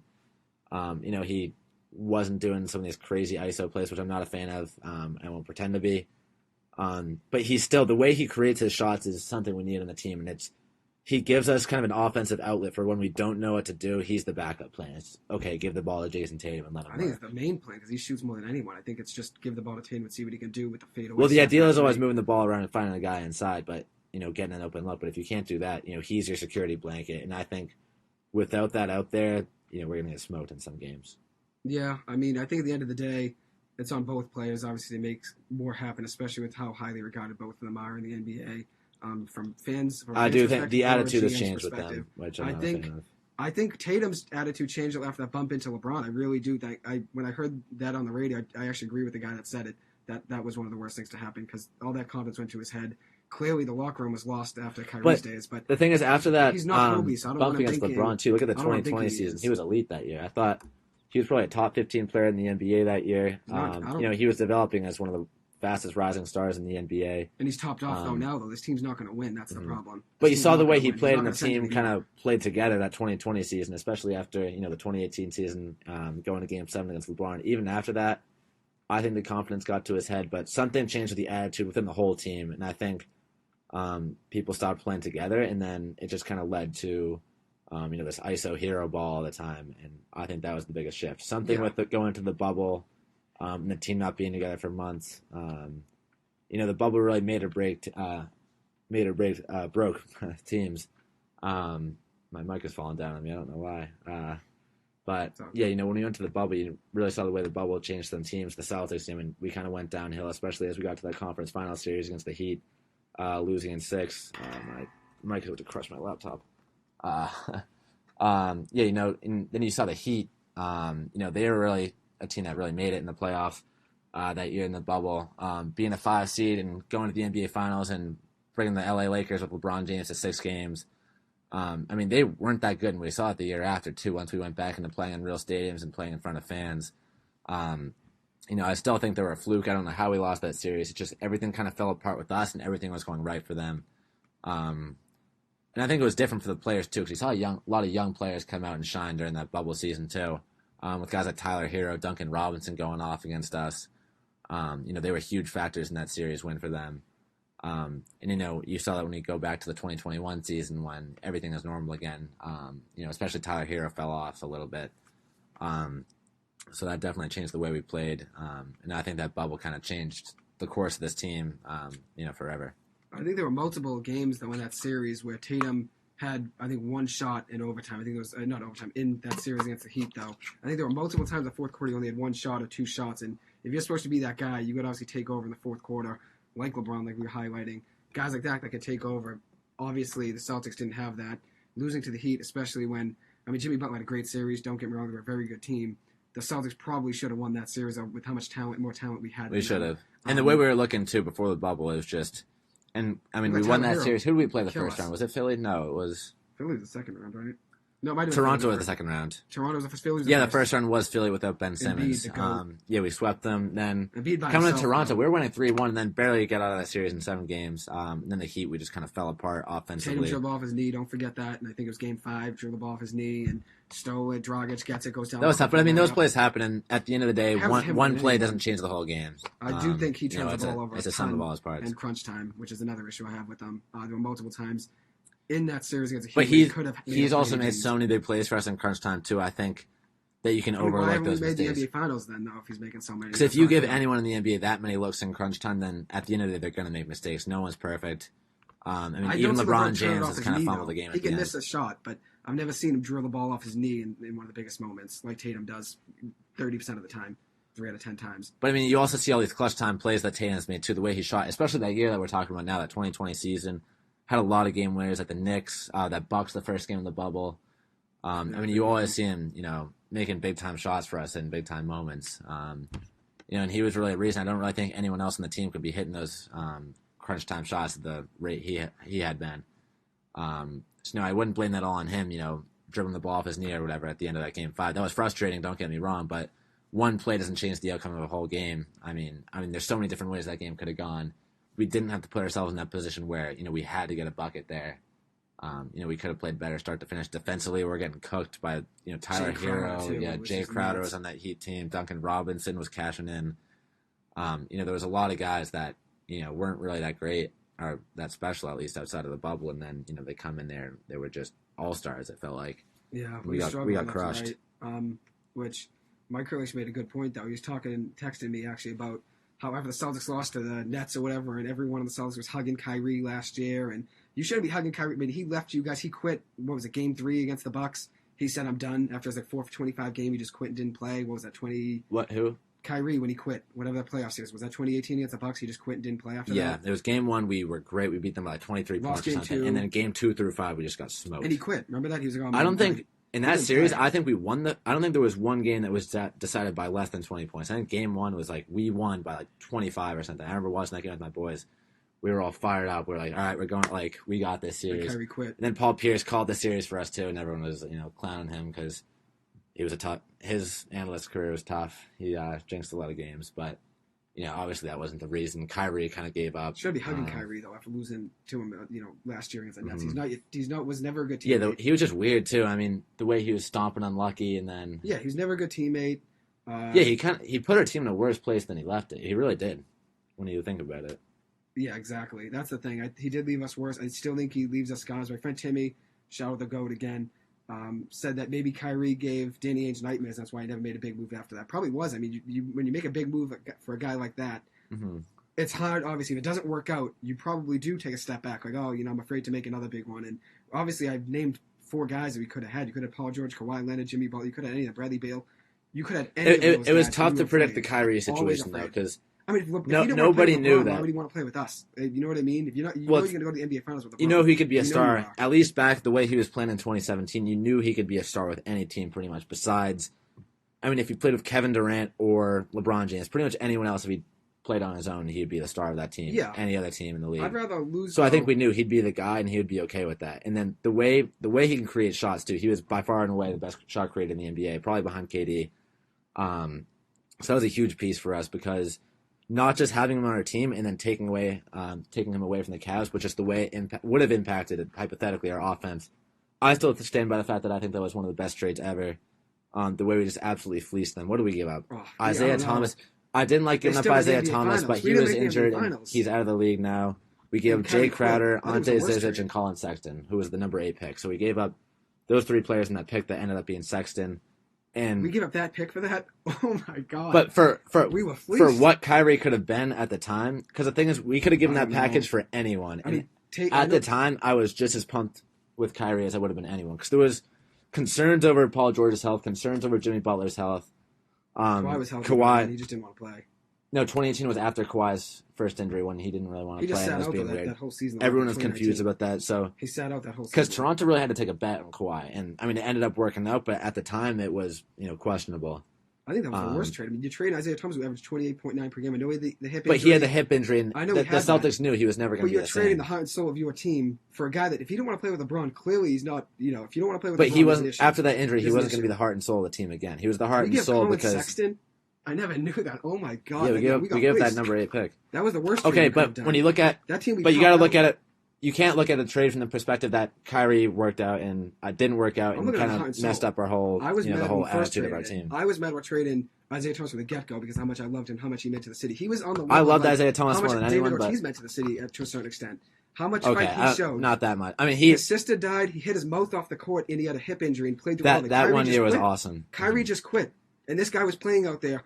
But nobody knew that about Kyrie at the time. A chipped tooth off the floor, still stayed in the game, and then also his sister died, flew across the country for a funeral, and came back to play. Kyrie didn't want to play in general because he shot 4 of 24 and just said, I'm not going to show up. I'm not saying I don't love IT, and he really gave everything for the city and this team.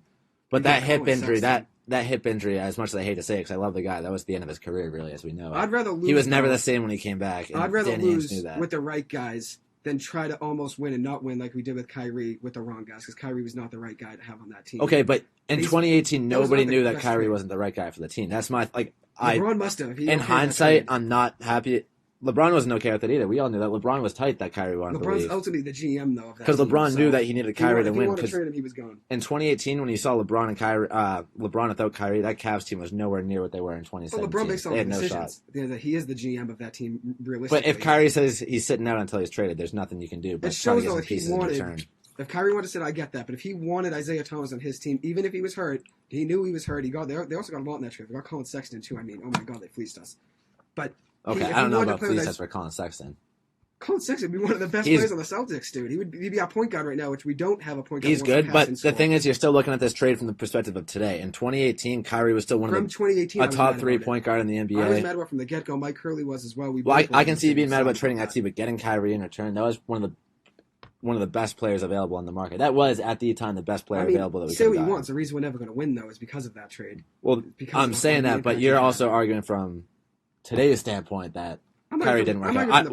Everyone and their mothers knows the Kyrie trade didn't work out, and everyone's mad about it, and everyone wished, Kyrie would have, gotten his attitude straight, and, obviously everyone's frustrated with the trade. I am too. But saying that trade wasn't good at the time is... I don't think it was a good trade at the time, truly. I know Isaiah had the hip injury, but... the thing is, where would we be today if we didn't get Kyrie in that trade? I mean, we did top off with that team. We did almost go to the Eastern Conference Finals with that team. We almost made it. We did make the Eastern Conference Finals, actually, with Isaiah's team. But we were actually close to winning just as much as we were with But Kyrie. If we had the right piece, too, you lost your entire locker room, which that's something... how much talent you bring in, you can't fix you that. couldn't predict that at the time. That's the thing. Like, you're saying... It was a stupid move. It was a bad move, but it wasn't a stupid move at the time. Why was he traded then, though, is my question. Who, IT? I know, Kyrie. If clearly he wasn't the right piece, why would the Cavs say, okay, let's get rid of him? Even if he wanted to sit out, because teams have held guys... Because he wasn't going to play. But teams have held guys that didn't want to sit out. Teams have held guys in the past. Yeah, but LeBron wants to There's an win issue. now, and if Kyrie's not going to play, why would you just have him sitting on your bench when you can get pieces in return? That's the question. Because why would he not want to play? the Cavs had that new You know, GM too, Colby Altman. We He's not a fleeced winner. him. Kyrie's not a winner though. If Danny Ainge took advantage of a young GM. If you're playing with LeBron though, you're going to go to the NBA Finals. If you're in the Eastern Conference during those days, you know you are. No matter who's on your team, LeBron could have taken 4 BC guys and they would have went to the Eastern Conference Finals. That's the thing. Probably, but so Kyrie's if you're going team, up against those play, new Warriors when the year after they just got Kevin Durant and you got smoked by them 4-1 in the conference finals, you want help. And at the time, Colby Altman, the new GM for the Cavs at the time, he got fleeced. He didn't know what he was doing. Danny Ainge took advantage of him. Gave him IT, who sadly was never going to be the same. Jay Crowder, Ante Zizic in the 8 pick. For Kyrie Irving, one of the most dynamic players in the NBA, you can't be mad about that trade. I don't think at that time. It's honestly nuts. But yeah, LeBron was going to the Eastern Conference Finals and the NBA Finals, no matter who he had out there. So knowing Kyrie didn't want to play with him, that was a question mark for me right away because you're going to the NBA Finals. Coming to the Celtics, you don't know if you're going to make you got to play against LeBron too. That's another thing you got to remember too. You have to play against LeBron. But if you got Kyrie out there, that makes a huge difference. I mean, look for at the expectation of what Kyrie was. Sexton, Zizic, somehow in the deal. I don't know. I just see a thing here from one of my friends sent me it. It was a 3-way trade or whatever. Because they traded different assets that we traded from. But they got Zizic, Sexton, Clarkson, Nance, Dellavedova, Henson. Clarkson was from. They traded. But I forget who it was. They traded someone for the Jazz. They traded them I remember it was January, February of 2018. But some of the assets we traded, they traded in order to get him. Is what I'm saying. Is in one of those deals. But I don't know. I don't really remember all that. But I do know. But that didn't really work out for them either. Because that was a weird team for them that year. They Dwayne Wade, IT, who didn't really play for them. Then they made those trades in the winter for guys like Rodney Hood, Jordan Clarkson. Which at the start they worked out great. I remember that first game after the trade deadline, they played the Celtics and we got smoked by 30. And I was like, it's over with these new pieces. But it didn't really end up working out for the Cavs either. Obviously, if I could go back in time, I wish we could have gotten a different player in return for that trade package. But at that moment in August 2017, I don't think there's any way you could say no to that deal. I wasn't a fan from the get-go, but I've already explained it. I'm not going to go over it again, but that was the thing. I felt you traded Hunt over your team, and that's something you can't do. I honestly do think he was. You did, but if he's got that trade value for he was to the city, everyone loved it. At the end of the day, Danny Ainge is just trying to put his team in the best position to win, and if your star player isn't going to be, go get a team player then. You want to put your best. Because Isaiah Thomas, he was never going to score 28 points after that injury. As much I've said it a million times, he's one of my favorite Celtics players ever. You got to go get a team player though. Talent, you can have every single player. At that time, you're still saying you doesn't knew, mean you're going to win. You're still talking like you knew that Kyrie was going to do that back then, but no one did. No one, absolutely no one. Everyone and their mothers loved that trade. I don't know the reason why it wouldn't work out, but I didn't want him from the start. I didn't. I liked Isaiah too much, and I don't care if Isaiah had the injury, as I said. Tatum, Jaylen Brown, they played better with Isaiah than they did with Kyrie. I know that's in hindsight, but they played better as a team. The whole team. Jason Tatum didn't play with Kyrie. I see.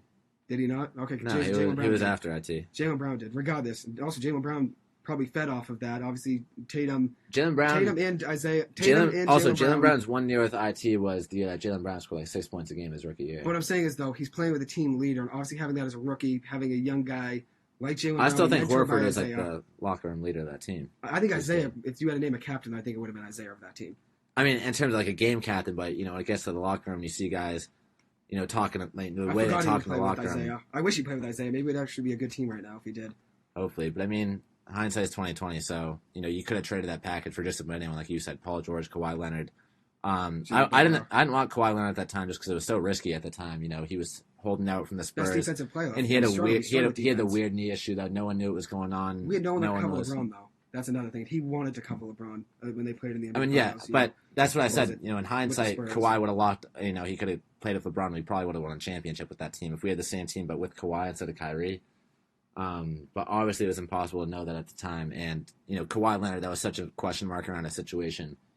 If we made that trade, I would have been all right with it, but I wouldn't have been that excited just because you don't know what you're getting out of Kawhi at the time. Absolutely. So. We'll cap off the NBA talk there, though, but it was good, though. It got heated a little bit. Hey, we had to get some arguments. We've been meaning to do the Tatum and Brown argument for the last There's a lot of month. arguments we've been waiting to have on air. So we're happy to get that out, obviously, and hopefully brought some entertainment to you guys. We do have some time for some call-ins, so we'll do this now in the middle. If anybody would like to call in, give me a text at 617-596-3150. I'll repeat it again, 617-596-3150. We haven't talked about the NHL yet or the NFL, really, so if anyone wants to come on talk about either one of those, we'd love to talk about either. Yeah, absolutely. Baseball Feel too, or free. anything. I mean, anything you guys want. I know I have some friends actually that would probably like to call in, so I'll reach out and see. But what should we talk about until then? Let's move into some Bruins talk. Absolutely, yeah. Let's do it. The other night we were playing at Edmonton, had a big win, 3-2. Grzelcyk had a big time goal in the third period, which was great to see. Moving us to 13-8 on the season. Hasn't been as great of a season as we would have hoped. But things are coming together. The record's not horrible. At the end of the day, points are points. You can't be too frustrated with the team. There's a lot of guys that have been steady, especially on our first line, which has really kind of carried us the whole way this year. We've been really top heavy. Marchand, Bergeron, and Pastrnak have been great all year, as we've expected. But depth has been a huge issue for this team, especially defensively, I think, too. That's another issue is just, Charlie McAvoy really needs help out there.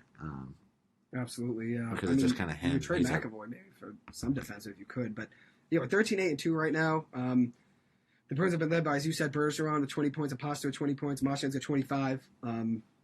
I know DeBrusk, former first-round pick, requested a trade a few weeks ago. He has 2 goals in the last 5 games, so clearly he's still playing and trying. But if someone doesn't want to play for my team, I'm on the side of trading them and getting rid of them. If you don't want to play for me, go then. I mean, if you don't care about being a Bruin, being on my team, like a guy in the Giants, the same thing. I'm the same way. If someone wants to get out, then just let them, because they're not going to be happy. They're not going to make a positive impact on their teammates. Exactly, and I know my friend Mike Hurley, biggest Bruins fan I know, he said he'd rather a defenseman or a center. I'd take either one. Right now the Bruins are top 5 in goals against, but only 21st in goals scored per game, which is an issue. So clearly scoring is a big problem with the Bruins defense as well, like you said. And Tuukka right now has been practicing with the Bruins as an emergency backup. But that would be great to have him back. Yeah, and I think obviously having him in net would be huge. We're 5th against in goals scored right now, so clearly, goals, whoever's in net right now, whether it's Swayman, or be Rask, either way, I don't think it'd make too big of a difference because, Rask is going to score us 4 goals a game. He might hold you to less, but obviously the Bruins have some things to figure out. And if someone doesn't want to play for my team, like I said, like DeBrusk, go trade them. They have a big game tonight, the Bruins, against Calgary. the Flames. Led by old BC Eagle, actually, Johnny Gaudreau, former great. Johnny and Hockey. Then Taylor Hall, he's been actually. great all year, 29 points in the year. Yeah, he's unreal. Taylor Hall, though, has been struggling of late. He was benched, actually, during the second period yesterday. He's had solid production. Last year he had solid production. But right now this season he's only got 13 points, and he's actually the 5th highest salary on the team. And especially if a guy's getting, benched when they're the 5th highest salary on the team in a team like hockey where you're not really paying guys. He's getting $4.5 million to not do it, to not do anything big. That's an issue, obviously. So you don't see that. That's the problem. But obviously, things got to get figured out, and hopefully, we'll see how it goes. But I know my friend Mike Hurley is the biggest Bruins fan I know, and he'd like to call in. So let's get him on. Let's get him on. Let me get him. Let me text him right now. But as we look forward into the season, being 13-8 is not bad. Calgary coming up tonight. We got a couple tough games coming on. We got Vegas on Tuesday. And then later on in the week we got the Islanders. They've been struggling this year, so hopefully we can capitalize on that. Montreal and Ottawa should be 2 good games. So excited to see those. Then we play the Avalanche at home coming up Thursday, December 23rd. A lot of big games coming up for the team. It's going to be a big swing because none of those are going to be easy for sure. Yeah, absolutely. Tough to get wins in this league already. So, definitely. I think the biggest thing right now is just trying to get up the standings right now. We're only 5th in the Atlantic Division, which isn't ideal, but it's still early on in the season, so hopefully the defense continues to improve because we've started to look better, at least in my eyes, a little bit over the last couple games. We've won 3 out of our last 6, which isn't ideal, 4 out of our last 8, but both of our last losses. Last Wednesday night we lost to Vancouver in a shootout, which is a really close game, and then the night before, or a few nights before, we lost to Tampa Bay in overtime. So these are really close games that we're hanging in. We just need that little edge. But if those 2 games just went a little bit differently, we could just as easily be, having 15 wins right now. So yeah, that's a good point. Things obviously got to go your way. Long season, as we've said, we've highlighted, and hopefully things get figured out.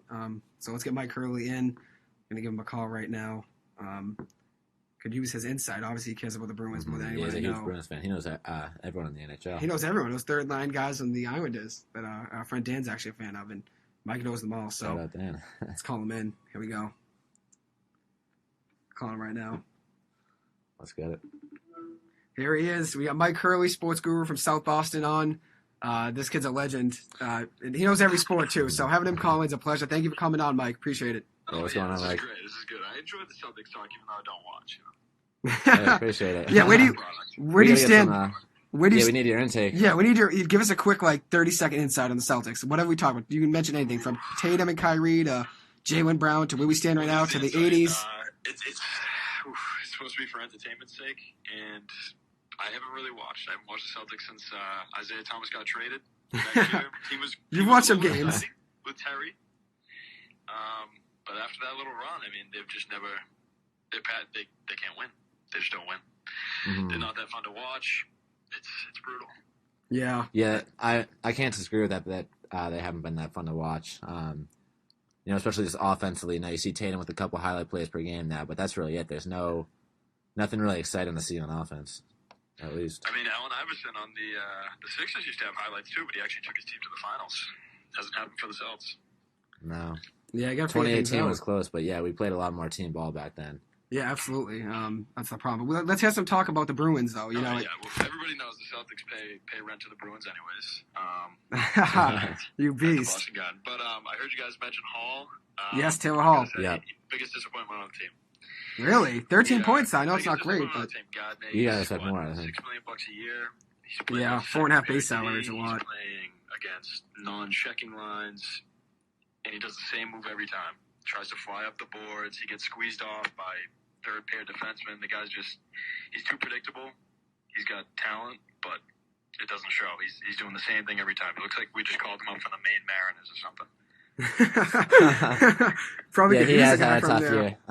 Especially, I mean, last year, too, the expectations I had for him, at least, towards the end of the year and going into the playoffs, is that he was going to be just as big of a goal scorer as Bergeron, Marchand, and Pastrnak. Has the talent to be, but he's supposed to be. He's got the talent. His production.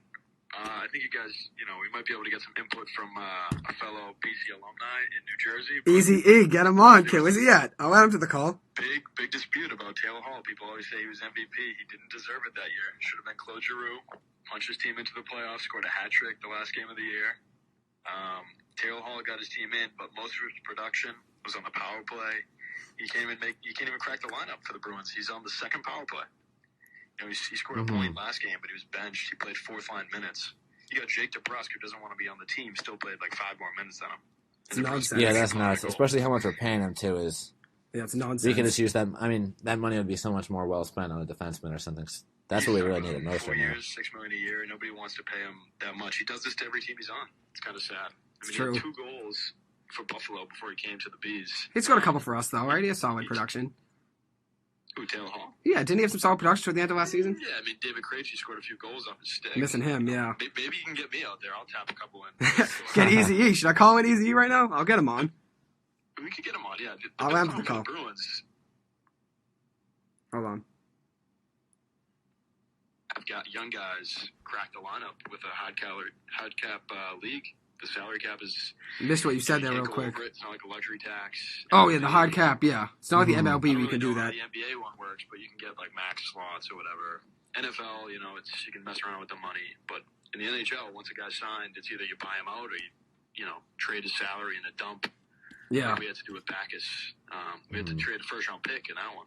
That's true. Yeah, I was going to get Easy E in on this, but it ended up not working out. We missed what you said at the beginning of what you were just saying about the high salary cap, but I think we get it that obviously the NHL is a high salary cap, unlike the MLB where you can just sign guys to any deal you want to go over the luxury tax. There's no problem. Yeah, so if you're paying a guy like Hall, he's making $6 million. 7.4% of the cap. Yeah, it's so nuts. He's supposed to be producing. That's a lot, especially when you got that much money. And it's a lot. He's not, and he's getting the perfect opportunity. He plays on the second line. Doesn't have to be the top guy. He's supposed to produce against middling, second-tier players. This guy was a first overall pick, and he can't do it. And he's got the best left wing in the league, practicing with him every day. You'd think he'd be able to pick a lesson or two up from Brad Marchand, who's played just as long in this league as him. But him playing on the second line, too. He's way more playoff production. Yeah, he should be the guy out there, especially on that second line, going up against lower line guys for other teams too. You'd expect a lot more production because he's really the guy out there with Charlie Coyle and I forget who's the right wing. Remind me, it's Michael now. Match. They got Craig Smith sometimes. Foligno, Hollis played a little bit. Foligno used to be nice. Foligno used to be good. Wasn't he like an all-star captain like Craig Smith, 5 years ago? He was an all-star captain years ago, on Columbus. Yeah, I remember that. I mean, he's more of a locker room guy. He's ideally, third line wing or something. Big, tough, goes to the front of the net, but he's not really out there to make plays, Yeah, I get that. Which is an issue. I get that. So he's kind of the younger David Backes. That deal didn't work out, huh? No, it didn't. But luckily, Backes was making $6 million. Foligno only makes a little under $4 million. So it's not terrible for a guy who's a veteran. Yeah, it's not bad. I think it is concerning, though, just looking at the stats right now for the Bruins, that McAvoy's got more points than Taylor Hall right now. Extremely. I mean, McAvoy's on the top power play. He plays about 30 minutes a night almost. I mean, yeah, McAvoy's incredible, but for a guy like Taylor Hall, I'd expect to see him right up there with, our top line in terms of points. The biggest issue with McAvoy is that he doesn't have a great shot. Like, ever since Torrey Krug left, we don't have that big clap bomb from the point. He's getting a little better, but he's not putting it past the goalie very much. I mean, so the fact that McAvoy's outscored Hall, and Hall's, out there supposed to be shooting, he doesn't shoot, which is terrible because he gets squeezed off before the puck actually gets into an area where you can take a shot. Yeah, Taylor Hall's only got 5 goals in the year, and Charlie Coyle's got 7, DeBrusk's got 5 too, so that's definitely not a welcome sight. Coyle is where he's supposed to be in terms of team scoring. He's not as consistent as you'd like him to be, but this year he's done the job. He's not going to be David Krejci. Yeah, he's been good. That skill set, but I think he should be a third liner ideally. I mean, Coyle is a good puck possession guy. Plays all situations. I think it'd be, if he was a third line center, I think it'd be incredible. I think he's solid for a second line. But if we had him where he was last year, and he was producing like this, that would be incredible. I have to agree. I think he should be the third line center. I think if we can get a number 2 center in some way, that would help the team the most. Because right now, the Bruins are actually the sixth best in the league in goals against. You only allow like 2.5 goals a game. Yeah, he's been playing solid, Swayman. Yeah, Swayman's been good, but I guess apparently the team defense is solid. But in terms of goals for per game, Bruins only scored 2.7. So, 21. 21st in the league. Yeah. The teams we're next to are the Dallas Stars, the Red Wings, the Kraken score more goals per game. It's time to get your boy. Score more goals per game. It's time to get your boy Trevor Kuntar up after that game-winning goal last night. That shootout over BU, big game for BC hockey. It's pretty pumped to see that. Good little game. I know you follow your college hocky a ton too, so of course. Yeah, that was a big win last night. He had a big goal last night, especially starting down 2-0. Some throwback unis. Yeah, the old ones. Those are fresh. Yeah. 100-year unis. But yeah, so the Bruins, I mean, like you said, goal scoring is a big issue, but I mean, you have one of the best top lines in the NHL. That top 3 is, if not the best, number 2. So, got to figure it out, obviously, get some more goals. But it can't be just them 3, obviously. It's got to be second and third line, got to score. Since you obviously know them 3 are going to put up points. It also comes with depth, because you can't have the first line out there every play. If Hall was actually playing well, but the line needed something, I wouldn't mind Pasta playing with him. If Hall was actually, playing well, but just needed someone there to finish plays off. Yeah. But the issue is you can't reward a guy for putting in no effort. Yeah. You're doing the same thing every time. He's clearly not taking the film, the coaching well. So probably thinks he's just better. Reward him by putting Pasta down there, and then Pasta can't get the puck because Hall just keeps getting squeezed off, and it's just an easy clear every time. Yeah, it just makes it harder on everyone else. I just checked it too. Our first line forwards, they're accounting for 42% of our goals right now, which I mean, you got 4 lines out there.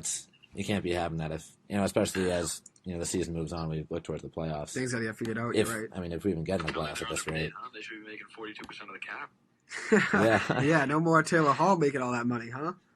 Seriously. Yeah, he's not making up for it. Makes $6.12 million.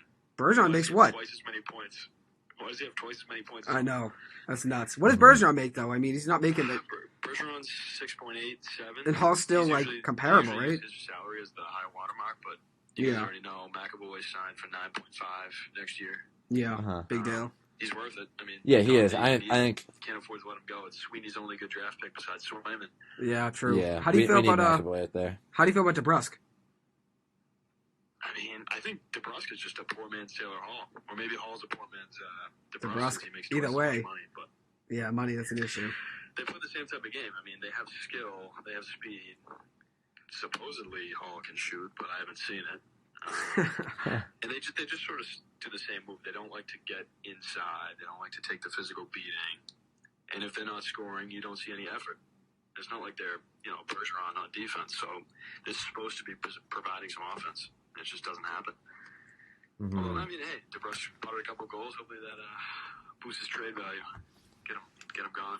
Yeah, absolutely. Because what me and Joey were just saying before you hopped on, or I can't remember when it was, but I think both of us agreed that if a player wants to, I'd rather just get them out. Just, it's not great for the locker room. The word is that he's wanted a trade for a little while now, and the team was aware of it, and obviously Sweeney, but it must have been DeBrusque's agent who thought that not enough was being done, so he put it out there publicly. Yeah, it's tough. Got to get rid of him then. Mm-hmm. Yeah, you do, but you can't afford to not play somebody, and he probably needs to play to keep his value up, get a showcase. My fear is that we're going to trade him away, and then it's going to turn. Like the Tatum, his second year in the league, he scored 27 goals. Everybody was hyping him up, but he hasn't even reached. I don't even know if he's reached 20. I don't know. I don't think so. Goal pace in the shortened season, something like that. Mm. Yeah, my fear for him is that we're going to trade him away, and then he's just going to turn it back on right to where he was, in his second Everybody year. Gets and a little boost from a new. Yeah, Gaudette scored his first game of the Senators, actually. After he was cut, he was waived by the Blackhawks, went to the Senators, and actually scored a goal. First game was against the Canucks, who had him obviously last year and his whole career before he was traded to Chicago this last year. But he scored a goal right away, actually, for the Senators, which was awesome. So, yeah, you do get a boost from just a new scene. Anders Bjork was supposed to be better than Hall. Not better than Hall, better than DeBrusque. Yeah. He was a little bit more touted coming out of college. Played for Notre Dame. Most play at BC, scored a couple goals. Good player. You've seen a lot of good players, yeah. Hall, obviously, worked out for the Bruins that year because we didn't have to give up a first-round pick. Mm-hmm. But it's not like Bjork is suddenly scoring a goal every night, Yeah, you're not wrong.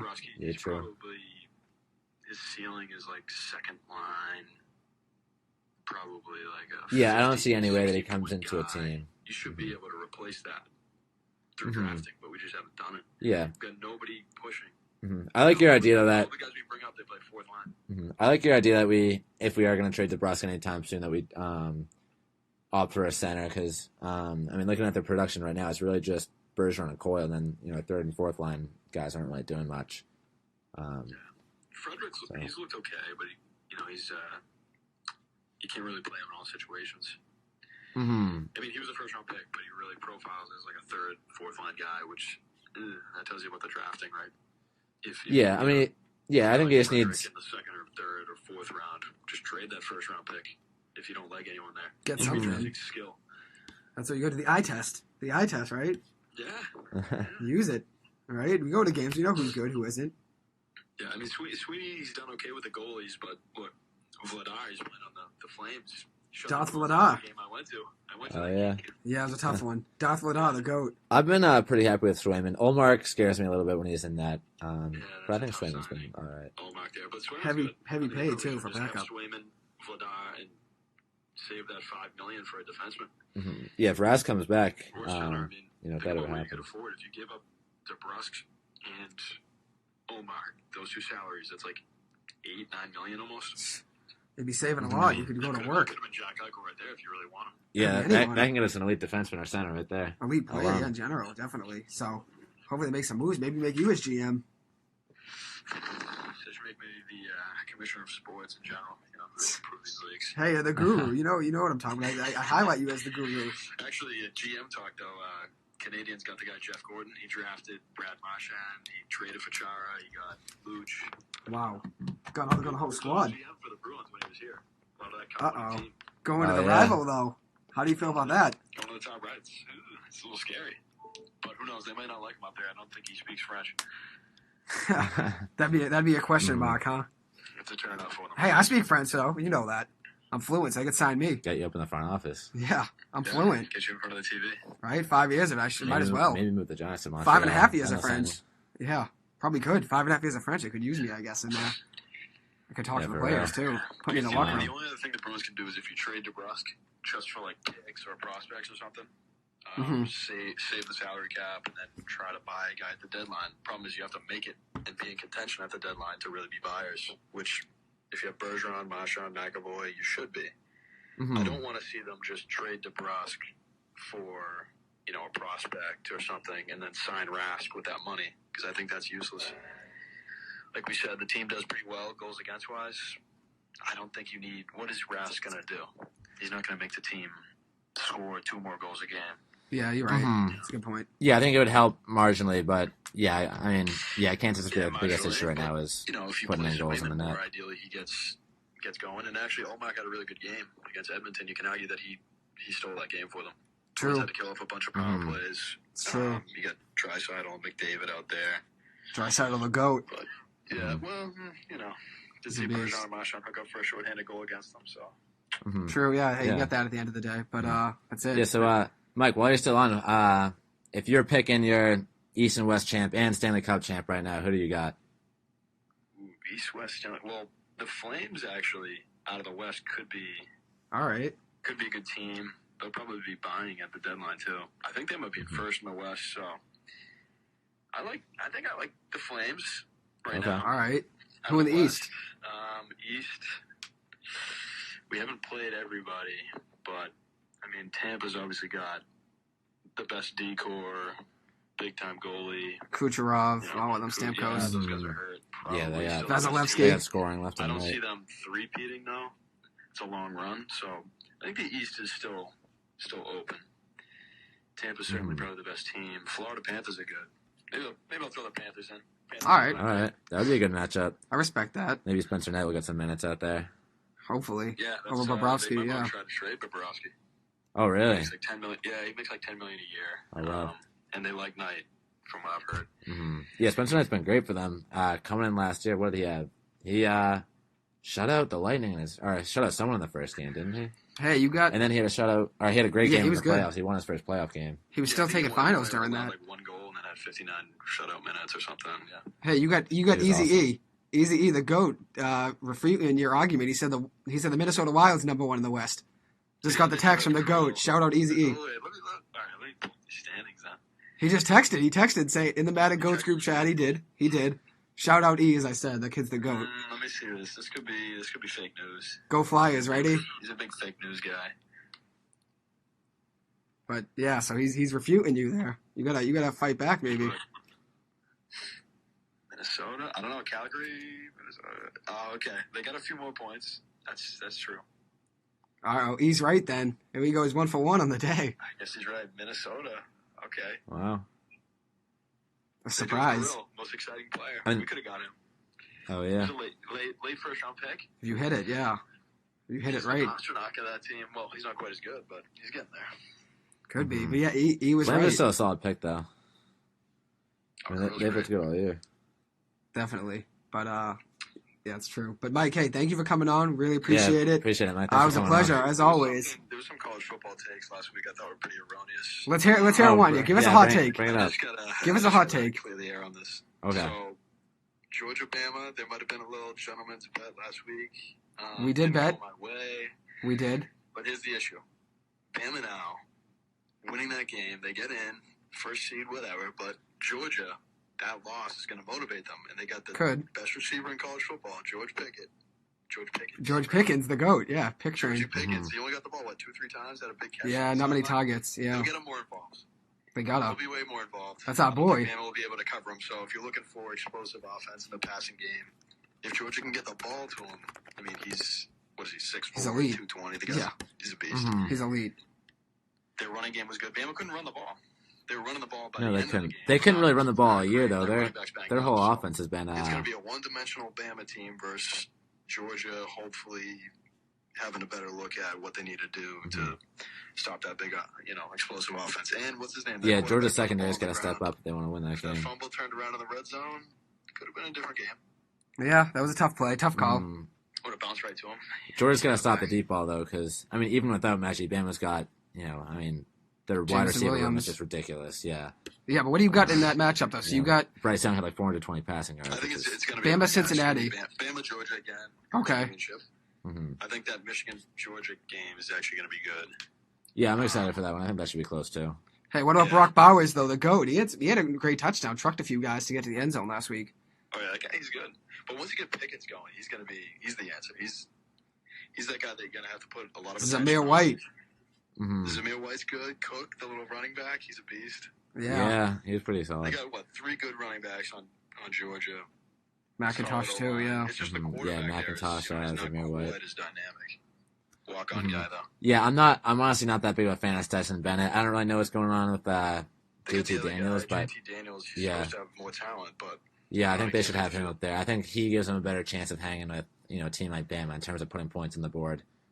The way they looked at the start of the year, and I think there's a lot more hype around JT Daniels. I wasn't familiar with Stetson Bennett at all really until last week, and to be honest, I wasn't really that impressed. Yeah, he played last year too, but I think they just go with him because he doesn't make as many mistakes, but he made a few last week. Mm-hmm. Yeah, he had 2 picks, Makes sense. which isn't horrible against that Bama defense. Guess that makes sense. But Mike, anyways, though, thank you for coming on. We really appreciate it. It's always a pleasure having the sports guru, the GOAT. Mike, come on, but thank you, though. I appreciate it. And thank you for the Bruins talk, too. Appreciate it, really. You're the man. All right. All right, have a good one. Take it easy. Peace.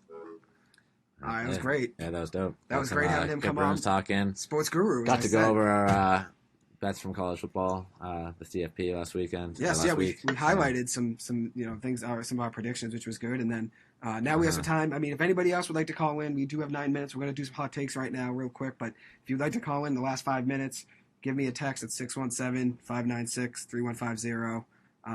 Just let me know if you'd like to call in, and we'll have you on. So some hot takes, though. Let's hear it. So we have some successful ones. Get them up. Yeah, we got a few this year. I have Marcus Freeman, you got defense coordinator at Notre Dame, being the head coach. And these are just all after Brian things Kelly that we said just in the playbook, too, just on our podcast. So, we got to give some of our highlights. I had that one, and then for the last show this semester. My other one was what was my other hot take? That Pitt winning the ACC championship. Hey, I will say that before the show, Pitt was also my pick, but for the sake of the argument, I would take NC State. That's what I did. They were close. I mean, if BC gave Wake a game, then NC State could have been in that ACC championship game and played against Pitt. So I got 2 hot takes there that were successful, and you got 1 too. So I was saying Oklahoma after Lincoln Riley left. We were talking about that 2 weeks ago. I was saying Brent Venables, the defensive coordinator from Clemson, great recruiter, great schematic coach. That Clemson defense was still elite this year, even though their offense really had a tough time with DJ out there. Still one of the best defenses in all of college football. We could really see that. And when they played Georgia week 1, only holding them to 10 points out there, they looked great. I think he's a great fit for the Oklahoma job, even though it's a little bit of a dumpster fire going on right there with, tons of players decommitting and entering the transfer portal. That kind of always happens when a big-time coach leaves. And, a lot of recruits are going to USC now. So he's kind of inheriting a tough situation, but there's still a good core there. Obviously that whole roster is stacked with 4- and 5-star guys, and I think he's really the man for the job. I think he's by far the most high-profile and best schematic and recruiter available for that job. So that was really exciting to see. Yeah. And then, a couple of predictions came in right that we were talking about. Week 1, I was telling Joey that BC hockey was going to take down Northeastern 5-3. Which did happen that first game. 3 more games they played. We got to talk about the Bean Pot too. Joey's been talking a lot of trash with the Bean Pot, saying Northeastern's going to win. If you want to get hot takes right now, I'll get it. Let's get it. Throw it up right now. So yeah, Joey's been saying Northeastern's getting the Bean Pot. I'm not been saying I know they're going to win, but yeah, I have been saying. Obviously, I'm rolling with BC, my boys. Yeah, so that's his hot take for the Bean Pot. He's got BC winning. I got Northeastern winning. I don't know if that's a hot take saying BC's going to win the Bean Pot. Oh, Northeastern's not a hot take. They're the best team in out of the 4 teams. They already beat Harvard. Harvard's ranked 20. They haven't beat BC. BC aren't even ranked. BC lost to Merrimack and don't matter. We still beat Northeastern 5-3. Should have been 5-2. It was against BC. 2 games they've won. One of them was against BC. It was 1 minute away from being 5-2. It was a dominant win for BC. That one game we've seen. What's it worth though? At the end of the day, Northeastern's got a better record now. So all it takes is 1 game. Northeastern's hockey is different too. Anyone can beat anyone. BC, regardless of our defense has been pretty bad all year, but the way our offense has looked, our offense is always good. Our first line with guys like Ambrosio, Trevor Kuntar, Mark McLaughlin, kind of rotates in and out. We have one of the best scoring offenses in college hockey. Defense has been a tough spot this year, and that needs to improve. But, at the end of the day, the Bean Pot's just 1 game, and anyone has a chance to win it.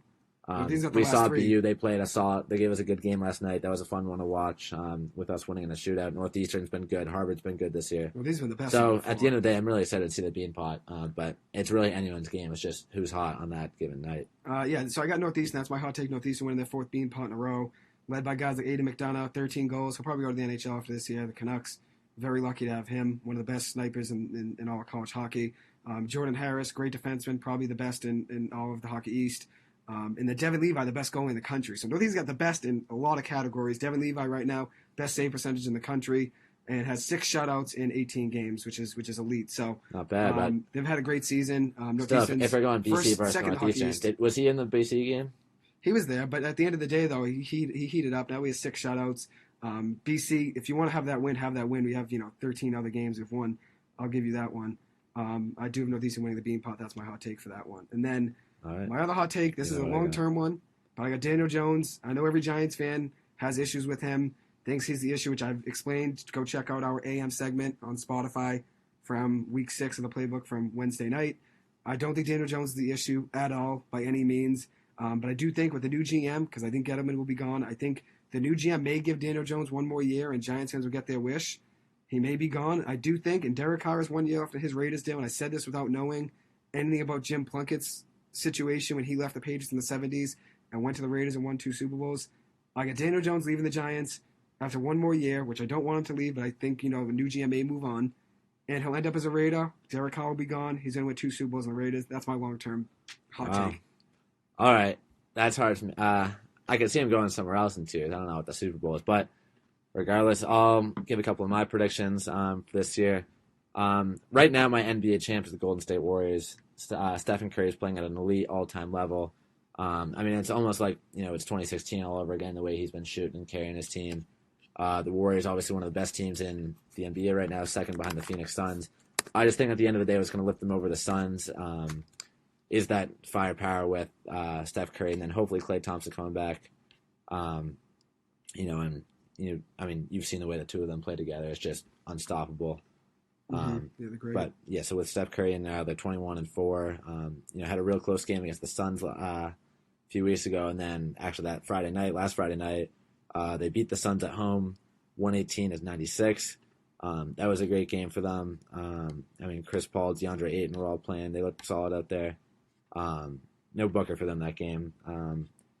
But that when this core plays together of, Steph Curry with Draymond Green, Otto Porter's been a solid piece on this year, actually. I'm a big fan of them acquiring him. Yep, James Wiseman has been looking better this year. Yeah, a lot of options. Andrew Wiggins, too, he stepped up his play a little bit this year. I really don't see any team that can hang with them. Even the Brooklyn Nets, I just think... the Brooklyn Nets have the firepower offensively, but Harden hasn't looked good this year. I haven't thought... KD is playing at an all-time level still. I think he's still the best player in the NBA, KD. Top 3 at the least. Up there with Steph and Giannis. Kyrie hasn't been playing. So, there's a lot of question marks with that team. And I just don't think they're going to be able to figure it out in terms of both, how they play offensively and share the ball, and both how, they get along together as, 3 ball-dominant stars. And we've seen the Warriors, the way they move the ball and play together before, so I really don't see anyone stopping them.